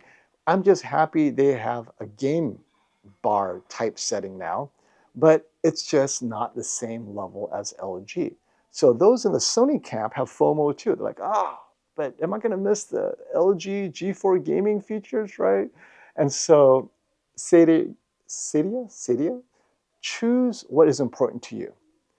If the C4, G4, right? If LG, if you enjoy settings and playing with the settings and tweaking it, right? Every little part, it's very granular. LG is great. Sony is kind of like, set it and forget it. I want the best looking images for movies and streaming. I don't want to deal with it. That's the Sony. And so for me, I tell people who don't want to fiddle with the TV settings more than once, get a Sony. But LG, you find yourself going back, playing with this, playing with that often because there's a lot of settings to play with. But they're both good. It just, what does your personality, which one appeals to your personality? But I think if you always appreciate that Sony skin tone, color science, you have the LG, and you start noticing shortcomings in the skin tone, even if it's not true, you'll be wondering, now, would Sony have that issue with the skin tone? I mean, maybe it would, right? But it'll be always in the back of your head. So, yeah, never going to be solved. You got to accept, I love skin tones. I'm getting a Sony. I'm good.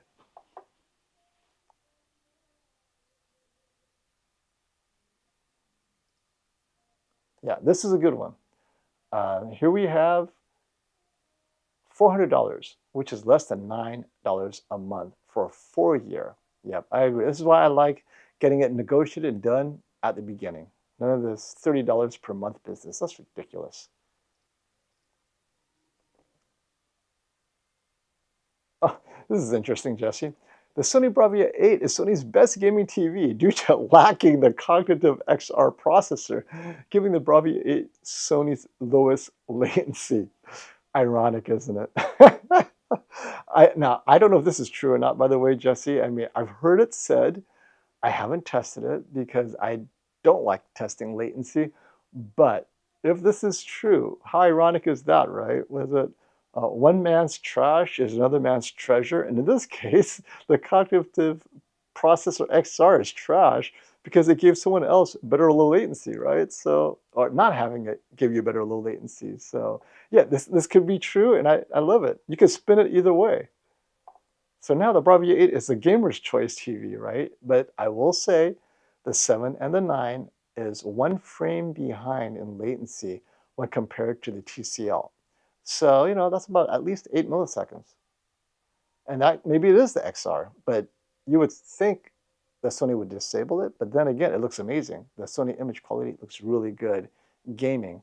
So, you're giving up something, you're getting something.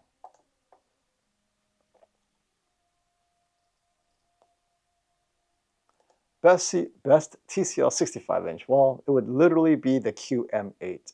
The TCL QM8 is, in the USA at least, it is TCL's flagship TV for 2025 at the 65-inch size. I know they have better TVs, but those are the larger sizes. So the QM8.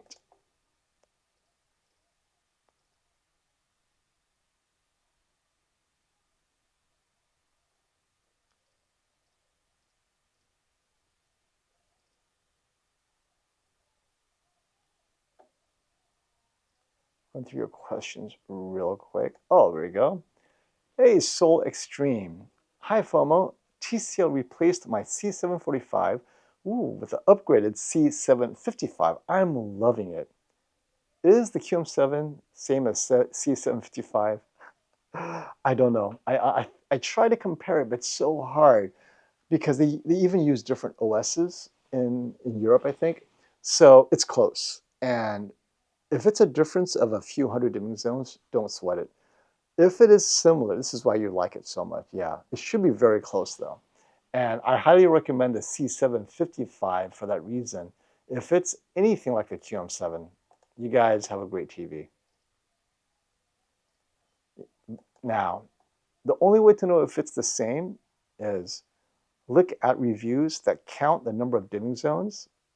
And if the dimming zones on the C755 is identical to the Q7, it's likely the same hardware at least. Processing should be similar.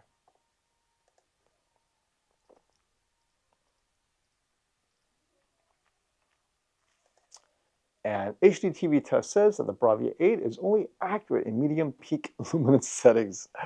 Yeah, so it's one of those things where I don't want people to be caught up too much over accuracy because I admit I do sometimes too.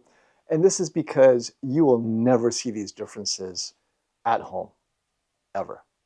Because if most of the content you watch is this medium peak luminance setting, where most content, they all look the same, then it's pointless, right? It's when it's at the extremes that I push the TV, the HD TV test pushes the TV.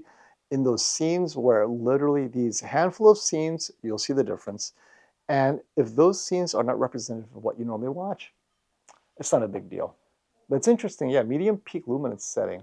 Normally, we always set our TVs for HDR to the brightest luminance setting. But this year, I think it's because in bright luminous setting, Sony made it more of an S curve, is what Classy and I talked about. Classy mentioned that it's a little bit brighter than it should be at the high end and a little bit darker than it should be at the low end. That makes it a little bit more impactful, but then a little bit less accurate. And maybe that's because it was in the bright peak luminance mode.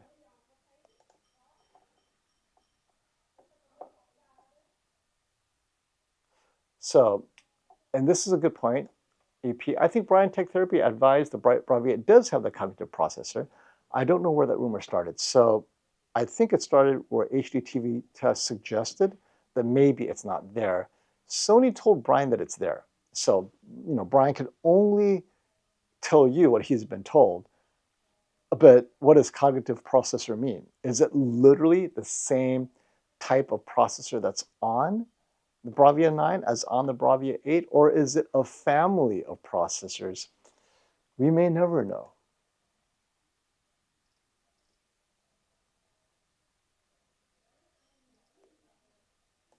All right.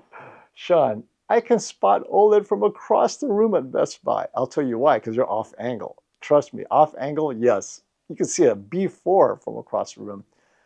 But I only watch over-the-air content. Is OLED overkill? Well, if you watch over-the-air content right in front of the TV, I think it is overkill. But you walk 3 feet this way and you look over, suddenly your TV drops in contrast and color saturation and it bothers you. It's not overkill. So it really depends, Sean. If you only watch in front, I think it looks like non-OLED most of the time. But when you go to Best Buy, notice, when you see across the room, is it because you're standing directly in front of it? Or are you to the side? If you're to the side, that's why. OLED looks better on the side because it preserves its color saturation and contrast when you're off angle.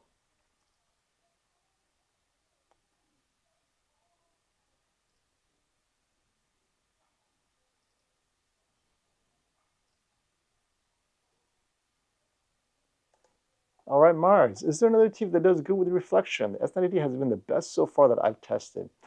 I think the C4, the C4 is fine. The Bravia 8, Bravia 7 is terrible with their reflection handling. I don't know what happened there. Bravia 9 is okay. Now, there might be a little bit of rainbow effect.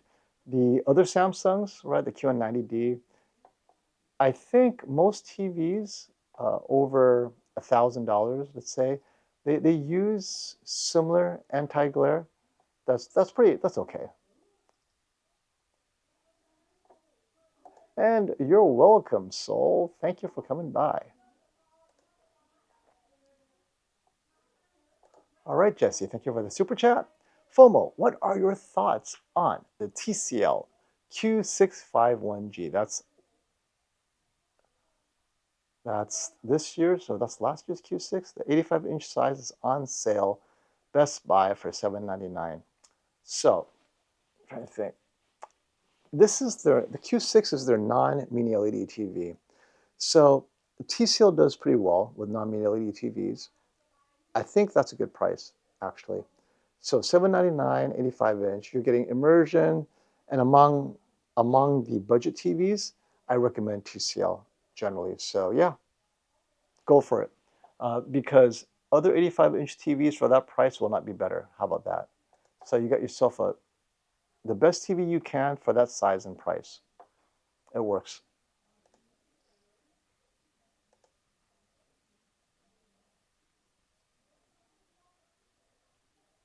All right, Chi. Wait, I think we answered this. Sorry about that. My timer or my scrolling went all the way to the top again. Here we go. All right, EP. 75-inch U8N, 85-inch U8N, VA panel versus ADS Pro. So if you watch straight up, you'll the 75-inch is, or the VA panel is slightly better contrast. However, if you have a large couch, the people on the ends of your couch will enjoy the ADS Pro more. So it depends. For me, I like ADS Pro personally. I find it to be consistent across different angles, but some people prefer the VA contrast. So EP, depends on your use case.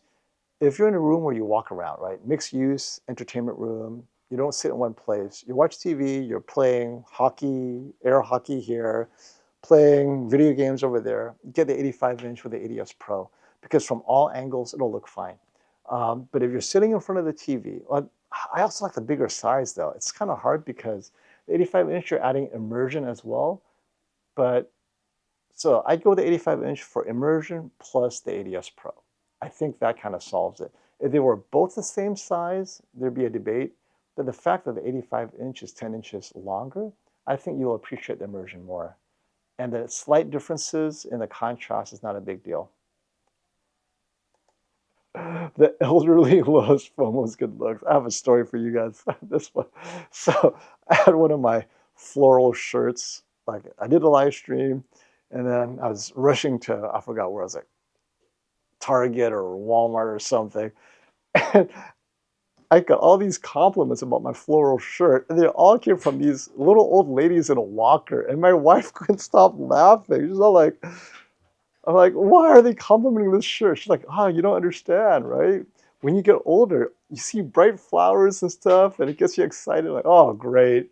This is like the pickup shirt for like octogenarians. But I thought it was the funniest thing. I had like 2 compliments at the local Target when I wore my floral shirt. They do love me, but only when I wear the floral shirt. Oh, it's crazy. But hey, you know what? I'm only, what, 20, 30, 40 years away from getting old? I'll be walking around complimenting people in floral shirts. All right. Hey, V Mead, I would love to recommend a replacement. What are we talking about? What are we replacing here? Let me scroll up here. Back to the theme. FOMO, you're the best. My elderly neighbors love all the TVs you pick for them. Hey, it helps when your parents are elderly, right? I could channel that elderly feel. All right, Mr. Mead, I found it. I currently have the Mitsubishi DLP, 73-inch. We love it, but there is a cracked glass lens that cannot be replaced. My seating position is 13 degrees off angle, 10 feet. Okay, 77-inch LGB for it. It'll be as bright as your Mitsubishi, right? Those things don't get too bright, and the LGB4 is on sale. Let's see, LGB4 $15.99 on sale, $15.99. LGB4 77-inch, similar in size. How about that, Mr. Mead? LGB4 77-inch. Tell me, you're gonna love it. Alrighty. All right, Robert. Oh, what's up, FOMO? Hey, what's up, Robert? I'm eligible for the AAA price. Yes, either S90D or S95D. Is the price gap worth it to upgrade to the S95D? So forget the price gap. It is the anti-glare. Do you need the anti-glare or does it bother you? If it bothers you, don't upgrade. If you need it, get it. The reality is they're so close in image quality. What separates them is the One Connect box for convenience, right? And the anti-glare. So if you either need the One Connect box or the anti-glare, go for the S95D.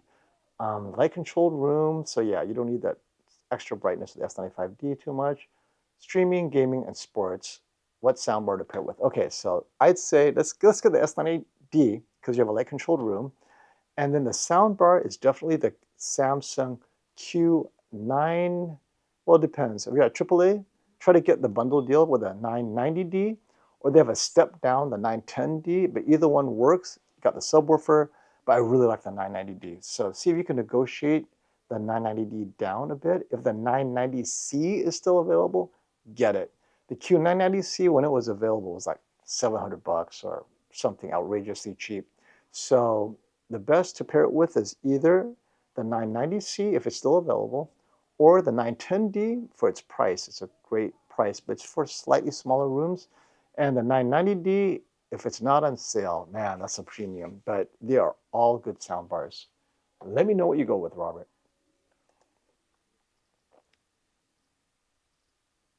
All right, let's see what we got here. Sonia, thank you for the super chat. I just bought the LG C3 77-inch OLED. Worried about burn-in. I game on a PS5 and I use streaming services to watch all my TV shows. Okay, the LG Z3 77-inch. You got yourself an 8K TV. You won't game on PS5, use streaming service, watch all my TV shows. Okay. Because you kind of circulate through all this content, I'm not too worried about burn-in. If you stick in any one content, let's say you're on the PS5 and you're playing FIFA or something where there's this HUD that's unusually bright and you're doing that 24/7, yeah, the risk of burn-in is higher. But you're alternating through all these streaming services and gaming and TV shows, you should be okay. I'd say don't worry about it.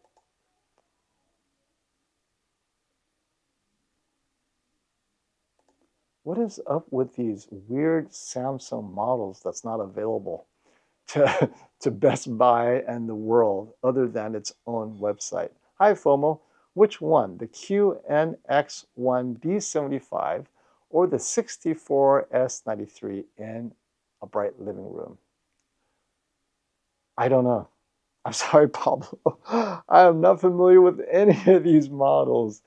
I would say in a bright living room, get a mini LED. So the one that's a mini LED, get that one, but I don't have any personal experiences with that one, unfortunately.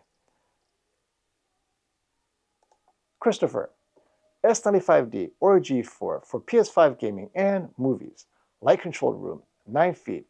Enough from a 77 versus 65. Space between in-wall speakers only leaves half-inch gap between the TV and the speaker. I gotcha.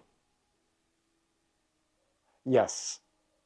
I think yes, go with the 77. Only because it makes a difference when you're gaming because you're staring at that TV. I mean, you and I, all of us gamers know, right? Oh, I'm only going to game for 15 minutes. Let me get through this stage. 2 hours later, oh my God, I'm late to pick up my kids. The issue is when you're staring at something like that, the larger it is, the easier it is on your eyes. And I think that extra 12 inches or so makes a difference. I think it's fine. Go with the 77 and enjoy the extra size. Less strain on the eyes. It's a nice problem to have to be able to choose from those two amazing TVs.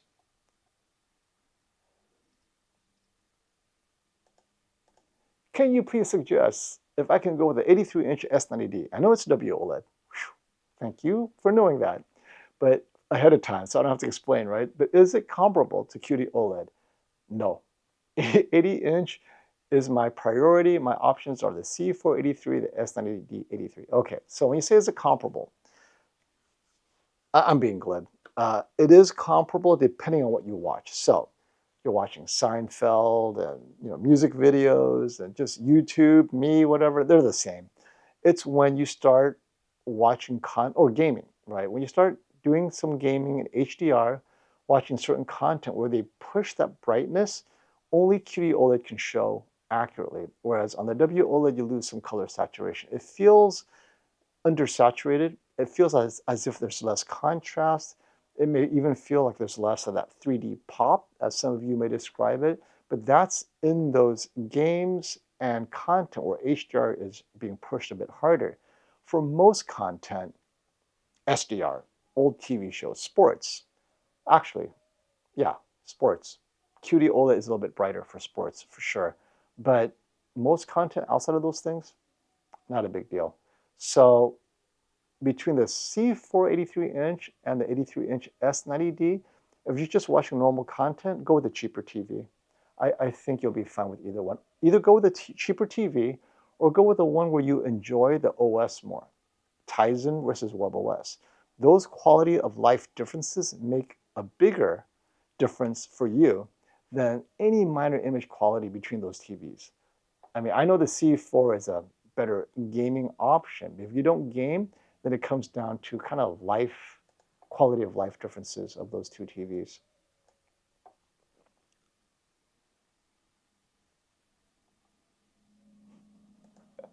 Jason, I wanted the Sony X95L. I'm assuming the A95L, but missed out because I got FOMO, 85-inch QD OLED. Oh, I see, the Sony X95L, last year's 85-inch mini LED. Yes, you should have FOMO about the 83-inch QD OLED coming next year. A lot of people will, and I'm telling everyone to wait. If you guys are in the 83-inch LG G4 camp, and you're getting it only because there's nothing else available, and that is the best 83-inch OLED right now, then wait. Now, if you're committed to LG, get it. That's fine, because I don't expect the G5 to be that much better. But if you're getting it because you think it's the best 83-inch OLED, which it is right now, then it's worth waiting for, because I think we'll be pleasantly surprised by the S95F 83-inch performance.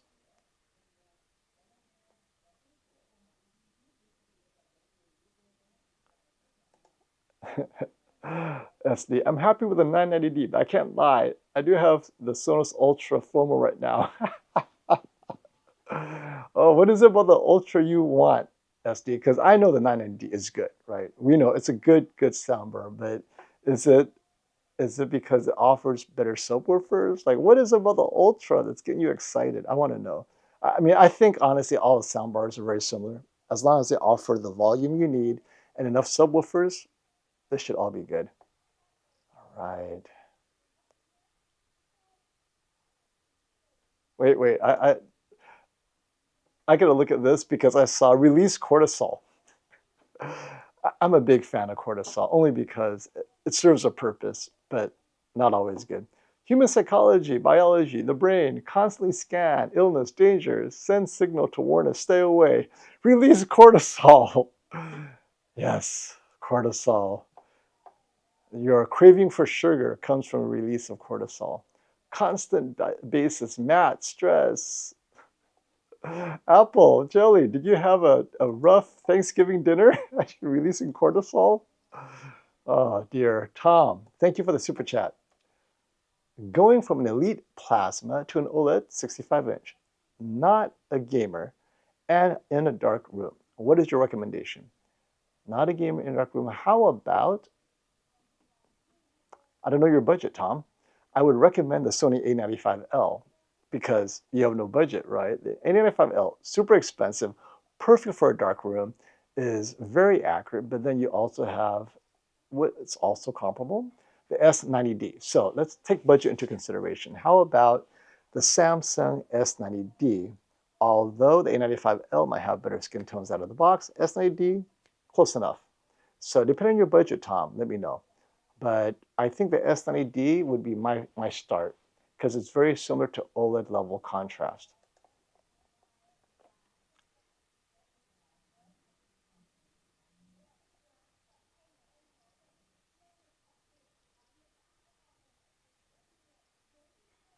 Mars asks, how big of a jump in all categories is it to go from a B4 to the G4? It's all brightness, Mars. Really, all categories. where specular highlights HDR. But if you're watching Seinfeld, and I love to use Seinfeld, it looks the same because Seinfeld is 100 nits. So the B4 and the G4 at 100 nits literally looks the same.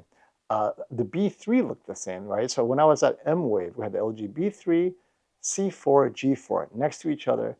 And when watching normal stuff, I couldn't tell the difference. Actually, the B3 looked better than the C4 in some content because the skin tones were actually richer. And the LG rep, George, is like, I don't get it. I can't make the C4 look better than the B3. I don't know what happened. We're like, what do you mean you don't know what happened? This B3 looks amazing. And so when it's the same brightness requirement, they all look the same. With the B4, B3 potentially looking even better, panel lottery being what it is, it's when you get this super bright. Let's say hockey. I need my hockey so bright because I'm in a bright room. G4 destroys all comers, right? But we're talking accurate TV shows and YouTube and stuff. They all look the same. So Mars, how hard do you push your TV for content? Or rather, how demanding is your content? Gaming, HDR gaming.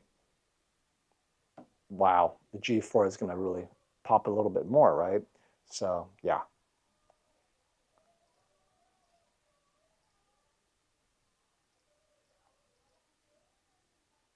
And S90C is $999 last time I checked. Matt, if it's still available. I think it's sold out at Best Buy, but other places might still have it. Maybe Samsung.com. Okay, Tom, mid-price. So if it's mid-price, I would say S90D. Well, let me look at my chart here. So let's bring this down. Mid-price, 65-inch. Yep, S90 is $13.99. We can go a little bit cheaper. And $7.99 for the Panasonic. Okay, so Tom, if you're a member of Costco, the Panasonic W95 is $7.99, 65-inch, so good, right? It's so good, 65 inches. $700, you can get the TCL QM7 from Best Buy, but if you are a Costco member, go online and check out the Panasonic W95. And it comes with a 3-5-year warranty from Best Buy. Come on. That's you got to go with that one. All right. Here we go. Wait, did we just talk about this? Hey, FOMO, I found a Panasonic 65-inch W95A for $7.99. Yes, Costco. Is this a good deal? Yes, it is. And it came with a 3-year all-state warranty. Come on.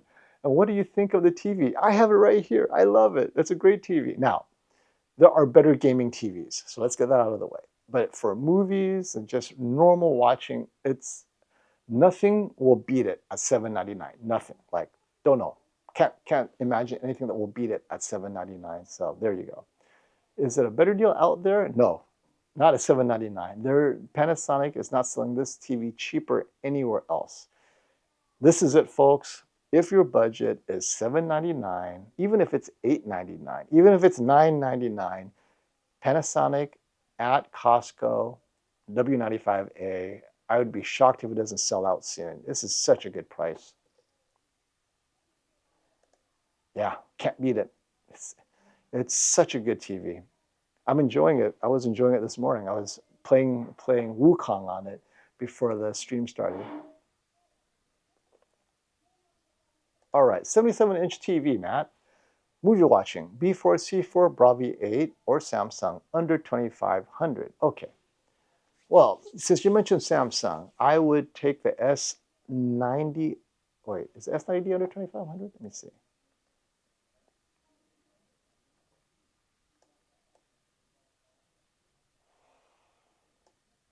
And almost. Best Buy, under 2,500. Yes, S90D. Best Buy, $2,200. So, yes. Answer is yes. I would get the Samsung S90D, but if I wanted to save money, LG B4 for $1,600 or the Samsung S90D for $2,200. I would skip the Bravia 8. I think it's still too expensive for what you're getting. So it'll be between the B4 to save real money or the S90D to get that best bang for the buck at the higher end, but still stay under 2,500, especially for what you're doing. Movies, yep.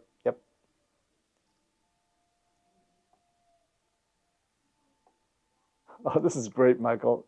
I love this use case. I watch a lot of space movies and dark content, like Game of Thrones. Now, at first, when I thought you said dark content, I'm like, oh, brooding teenager. I go, oh no, Game of Thrones. Okay. Would I benefit much by spending the extra 400 for the Bravia 7 over the X90L? Hmm. Yes.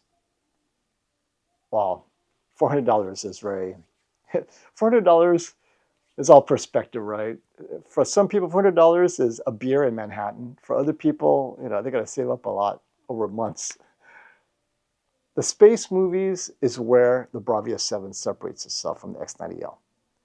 On the Bravia 7, the specular highlights will be brighter. That means the stars will pop a little bit more. Is it worth it? The Bravia 7 also is slightly better than the X90L in shadow detail, dark content.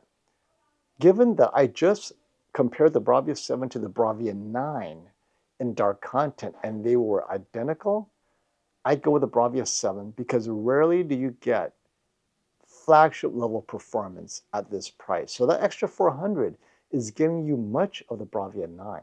So I would do it because I'm looking at how much you're getting from the Bravia 7. You're jumping almost 2 tiers above the X90L, and you're going to appreciate that every day you watch space movies and dark content. So yeah, go for it. You're getting your money's worth there for $400. Bravia 7 or QM7 for streaming and gaming. QM7. I think the QM7 is to me, it's a slightly better gaming TV. I like the options on it better.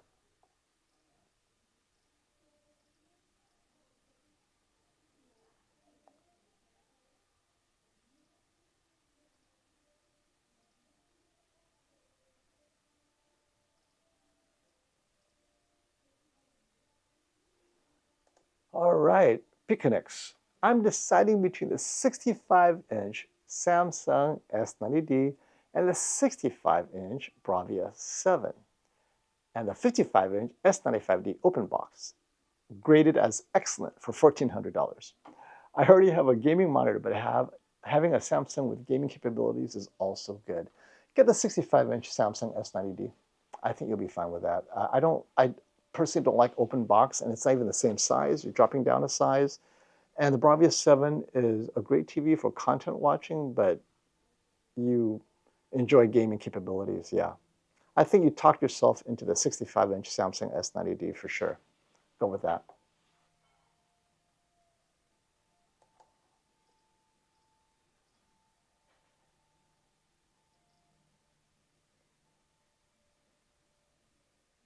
All right, here we are. Oni is trying to decide between the QM7 and the QM8 at 65 inches. Is the extra $300 worth it? No. That is why the QM8, for the most part, I'm not talking about it much because the QM7 is just so much of the QM8 for $300 less. So I would say the QM8 is only worth the $300 if you're showing off HDR above 2000 nits. That's it, which most people don't do. So for most people, the QM7 is the better buy, and it's indistinguishable. So might as well go with it, right? Hey, buddy, FOMO. Thank you for the super chat. Some in chat are worried about the S90D WOLED or QD OLED conundrum. I remember it was addressed in the US as all QD OLEDs. Yes. So, and I know KG mentioned this. So in Europe, they have different model designations. Even though they're both S90D, they have a bunch of numbers at the end that says one is WOLED and one is QD. In the USA, all the S90Ds, 55, 65, and 77 are QD OLED. All the other sizes, 48, 83, are WOLED. Now, I have yet to hear anyone complain that we're getting a QD OLED in the 55, 65, and 77 inch. So, unfortunately, I'm not Samsung. I cannot speak for them. And of course, they will never address this because to them, all OLED TVs are the same. So until someone comes back to me and says, wait, man, what is this? I got a 65-inch and it's a WOLED S90D. Until that actually has been validated and verified by a consumer, I think in the US we're safe to say all the 55, 65, and 77-inch for now on the S90D are QD OLED. So yeah, watch. Right after I answer this question, I'm gonna get someone a super chat. No, I got a W OLED. What happened? It was my Black Friday special. It was, what is it, the door breaker, the bell ringer? What does Best Buy call it? Door buster? Where do these terms come from? They're busting down my door to give me a sale? I don't get it. I saved so much money. I kicked my door down. Oh, doorbuster. It's like that metaphor makes no sense to me. All right, here we go.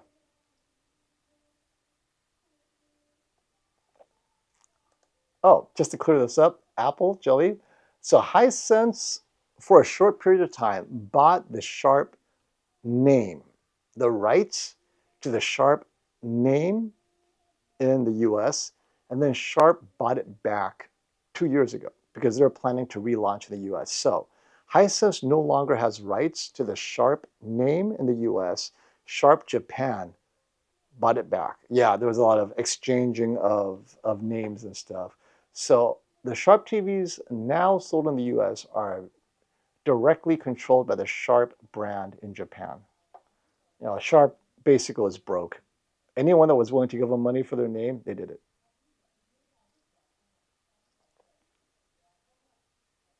Here we go. Interesting, Asaf.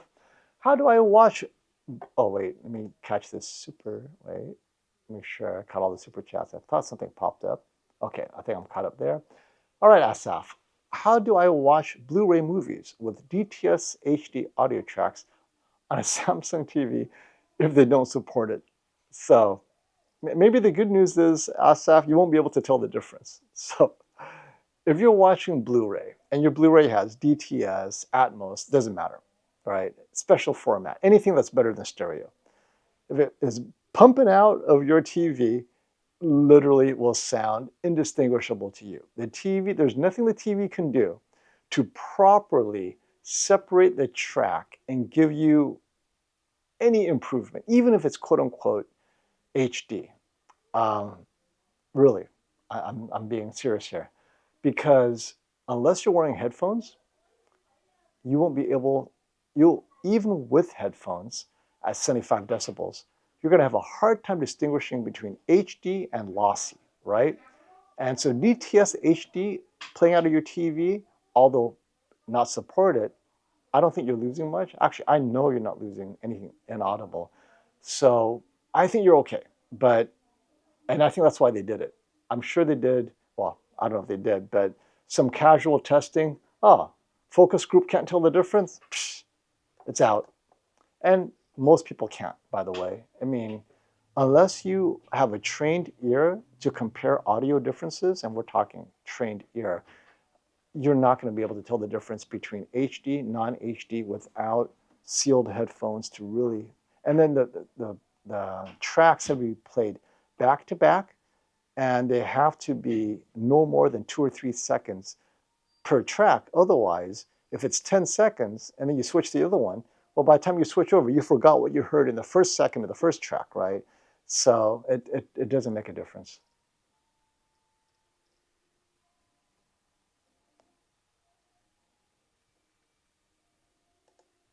Wait, I had to put this up, Jason. From all the reviews, the QM7 is television of the year. It is. I didn't even get a chance to put out my editor's choice video. I've been so busy.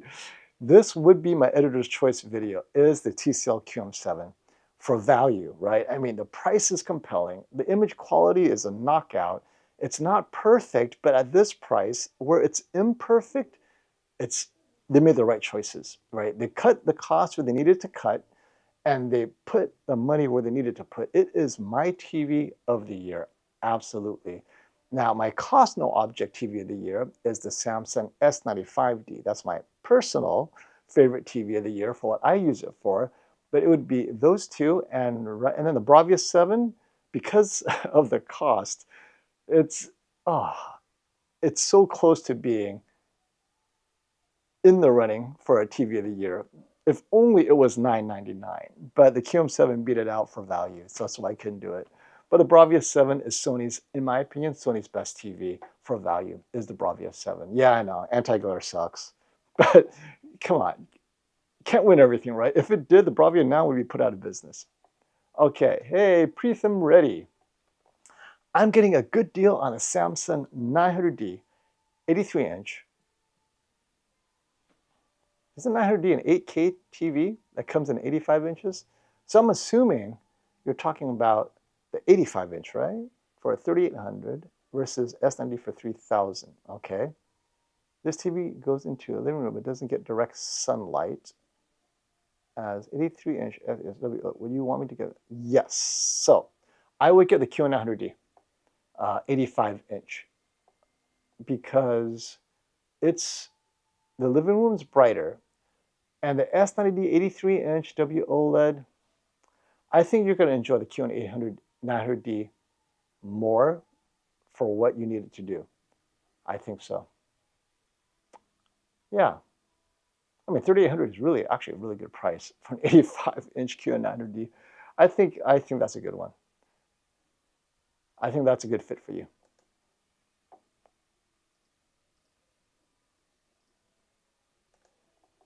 Yeah, I agree, Bucks. The X93L and the X95L had better viewing angles and reflection handling. Yeah, I don't know. I don't know what happened to the Bravia 7. They should have adjusted the price to reflect that. So the Bravia 7, if you're going to cheap out, then make it cheap, right? Make it cheaper.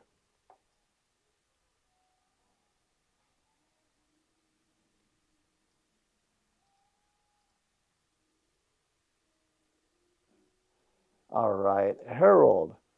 Ended up with a Samsung QDC 98-inch for Black Friday. What do you think? It's a great TV. So Samsung's 98-inch TVs are good because I love what they're doing. And I asked specifically about this one as well. It has their 4K upscaling for 98-inch. What do you call it? It's called extra large super something. Super scaling? I forgot what it's called. It's some lingo. It works. You got a great TV and it's great for gaming. Really good gaming TV at 98 inches. Yeah. I'm a fan of Tizen, you know, sharp TV.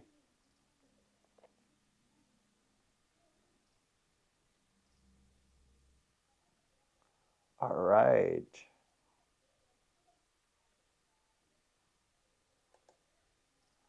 So, Mark, FOMO, I found a room to move into my home was totaled by Helene. Oh, I'm sorry. Helene totaled lots of homes. I would like a 75-inch for direct or dish Amazon. Netflix, Hulu, show content used, 5% gaming, PS, and then QM6, 7, or 8. Get the QM7. So the QM7, the TCL, so there is no QM6. It's the TCL Q6 or QM7. So QM7 is their most affordable mini LED. It does everything the QM8 does, except it's less expensive. And the QM8 gets a little bit brighter and tone maps a little bit better for the brighter content that you will never see on Amazon, Netflix, Hulu, or movie TV content. That's why. Get the 75-inch QM7 for $999. And yeah, and this list chart I have is in my pinned link above. So click on that and you can kind of go through that and check out the different prices that's been updated for today.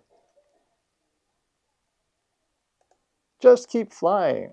I got an S90D for a good price, but I keep hearing about complaints about the motion processing, specifically panning shots in 24 FPS movies. People need to update their settings. So just keep flying. The problem is people put their motion settings at 0. And at 0, all TVs have problems with panning shots and 24 FPS stutter. Move it to 3. Like everyone with a Samsung S90D, and you have issues with stutter, move it to 3 and you're good. Maybe 4. But 3, I feel, has very minimal soap opera. I don't notice it. And it gets rid of all the stutter. So for some who is even more sensitive to stutter than I am, go to 4. Or for certain content that's really pushing it, then you're going to move it to 7, right? This applies to all TVs. On the LG G4, I have to move it up to 1 or 2. I mean, you have to adjust your TV's motion settings to the content, and it's the content's fault. So for those complaining about motion processing, I don't get it. LG, Samsung, and Sony motion processing are near the same, with the Sony being better at eliminating soap opera when it's set lower. So Sony set to anti-judder of 1 or 0, or 1, let's say, is the best combination of stutter removal and soap opera. But the Samsung, you have to be at 3. That's it. But the Samsung at 3, some people complain of noticeable soap opera, which I don't notice. But then if you're sensitive to soap opera, you get a Sony. But for those of you complaining about stutter, that means they're not sensitive to soap opera, adjust your motion to 3 or 4 and you should be okay. So I have noticed issues like that personally. Just keep flying because I forgot to change the motion settings to address it. Out of the box at 0, it is not correct. And that applies to all TVs, not just Samsung. Okay, Ricardo, I cannot resist. Is the X90L a good deal at $8.99 at Walmart on Monday, right? Cyber Monday. Now, if you listen to Apple Joey, the world's going to end. You get the X90L. So the Sony X90L, what is it? If it's a 65-inch, it's fine for just regular movie watching and stuff. Skin tones are great. It's all natural, right? HDR impact, contrast, it is a step behind the TCL QM7 and the Hisense U8N for the same price, right? Currently, the Hisense U8N is also $8.99. It's going to lack the HDR impact of Hisense and TCL. But if you don't care about that, you're watching old TV shows, sports, YouTube, right? You're not into all that HDR craziness that we're all into, then the X90L is fine. Skin tones are natural out of the box. The same cannot be said of TCL. It's hit or miss with TCL sometimes. I mean, it's good mostly, but in some scenes, like, wow, in this dark scene, the red is a bit oversaturated in the skin tones, right? So if you're sensitive to that, then the Sony takes care of that out of the box. I think it's a great deal. At 65 inches, it's a good TV. I had it compared next to last year's QM8 and U8N, and that X90L kept up. Black bars are a disappointment in that it's slightly grayer. But if you don't watch any black bar content, you're fine.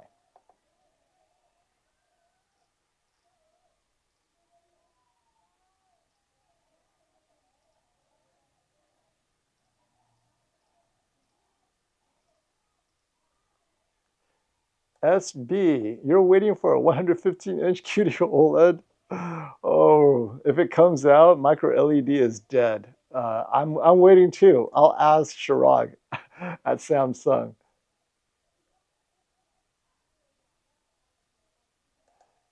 Yeah, judder. So just to follow up, just keep flying. Blur and judder. I leave blur at 10. Really, blur is for sports. I have not found it to really affect anything other than gaming for me. But blur is like for fast-moving balls, right? So you want the ball to blur when it moves across the screen or not. You can play with blur. I don't touch it. I leave it at 10. It's judder that affects that moving across the screen. Yeah. Leave it at 3, maybe 4. I think 3 is fine, and you should be good.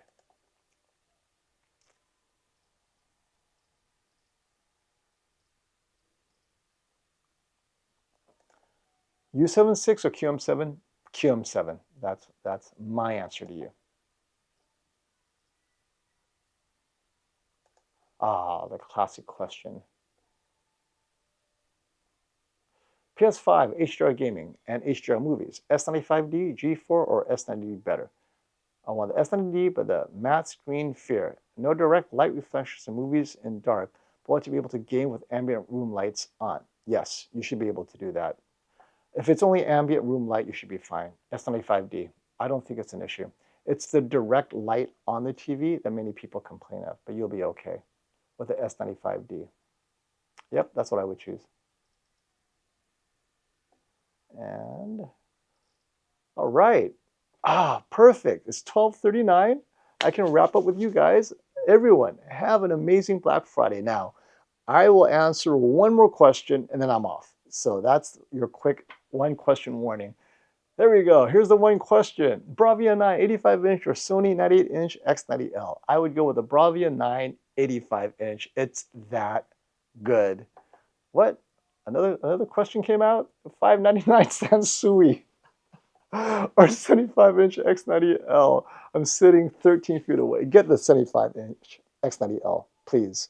That 55-inch Sansui just does not get bright enough. I had it for a few weeks. I had to return it. I was like, oh, this is just too dim. As much as I love the karaoke feature, I need it to be a little bit brighter. So yeah, 75-inch X90L for sure. And 85 inches, QM7 U7N, QM7, my TV of the year right now.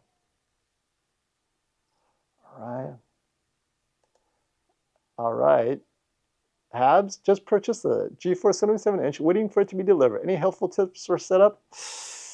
Yes, set motion to 2, maybe 3, but I think 2 is fine. Dynamic tone mapping,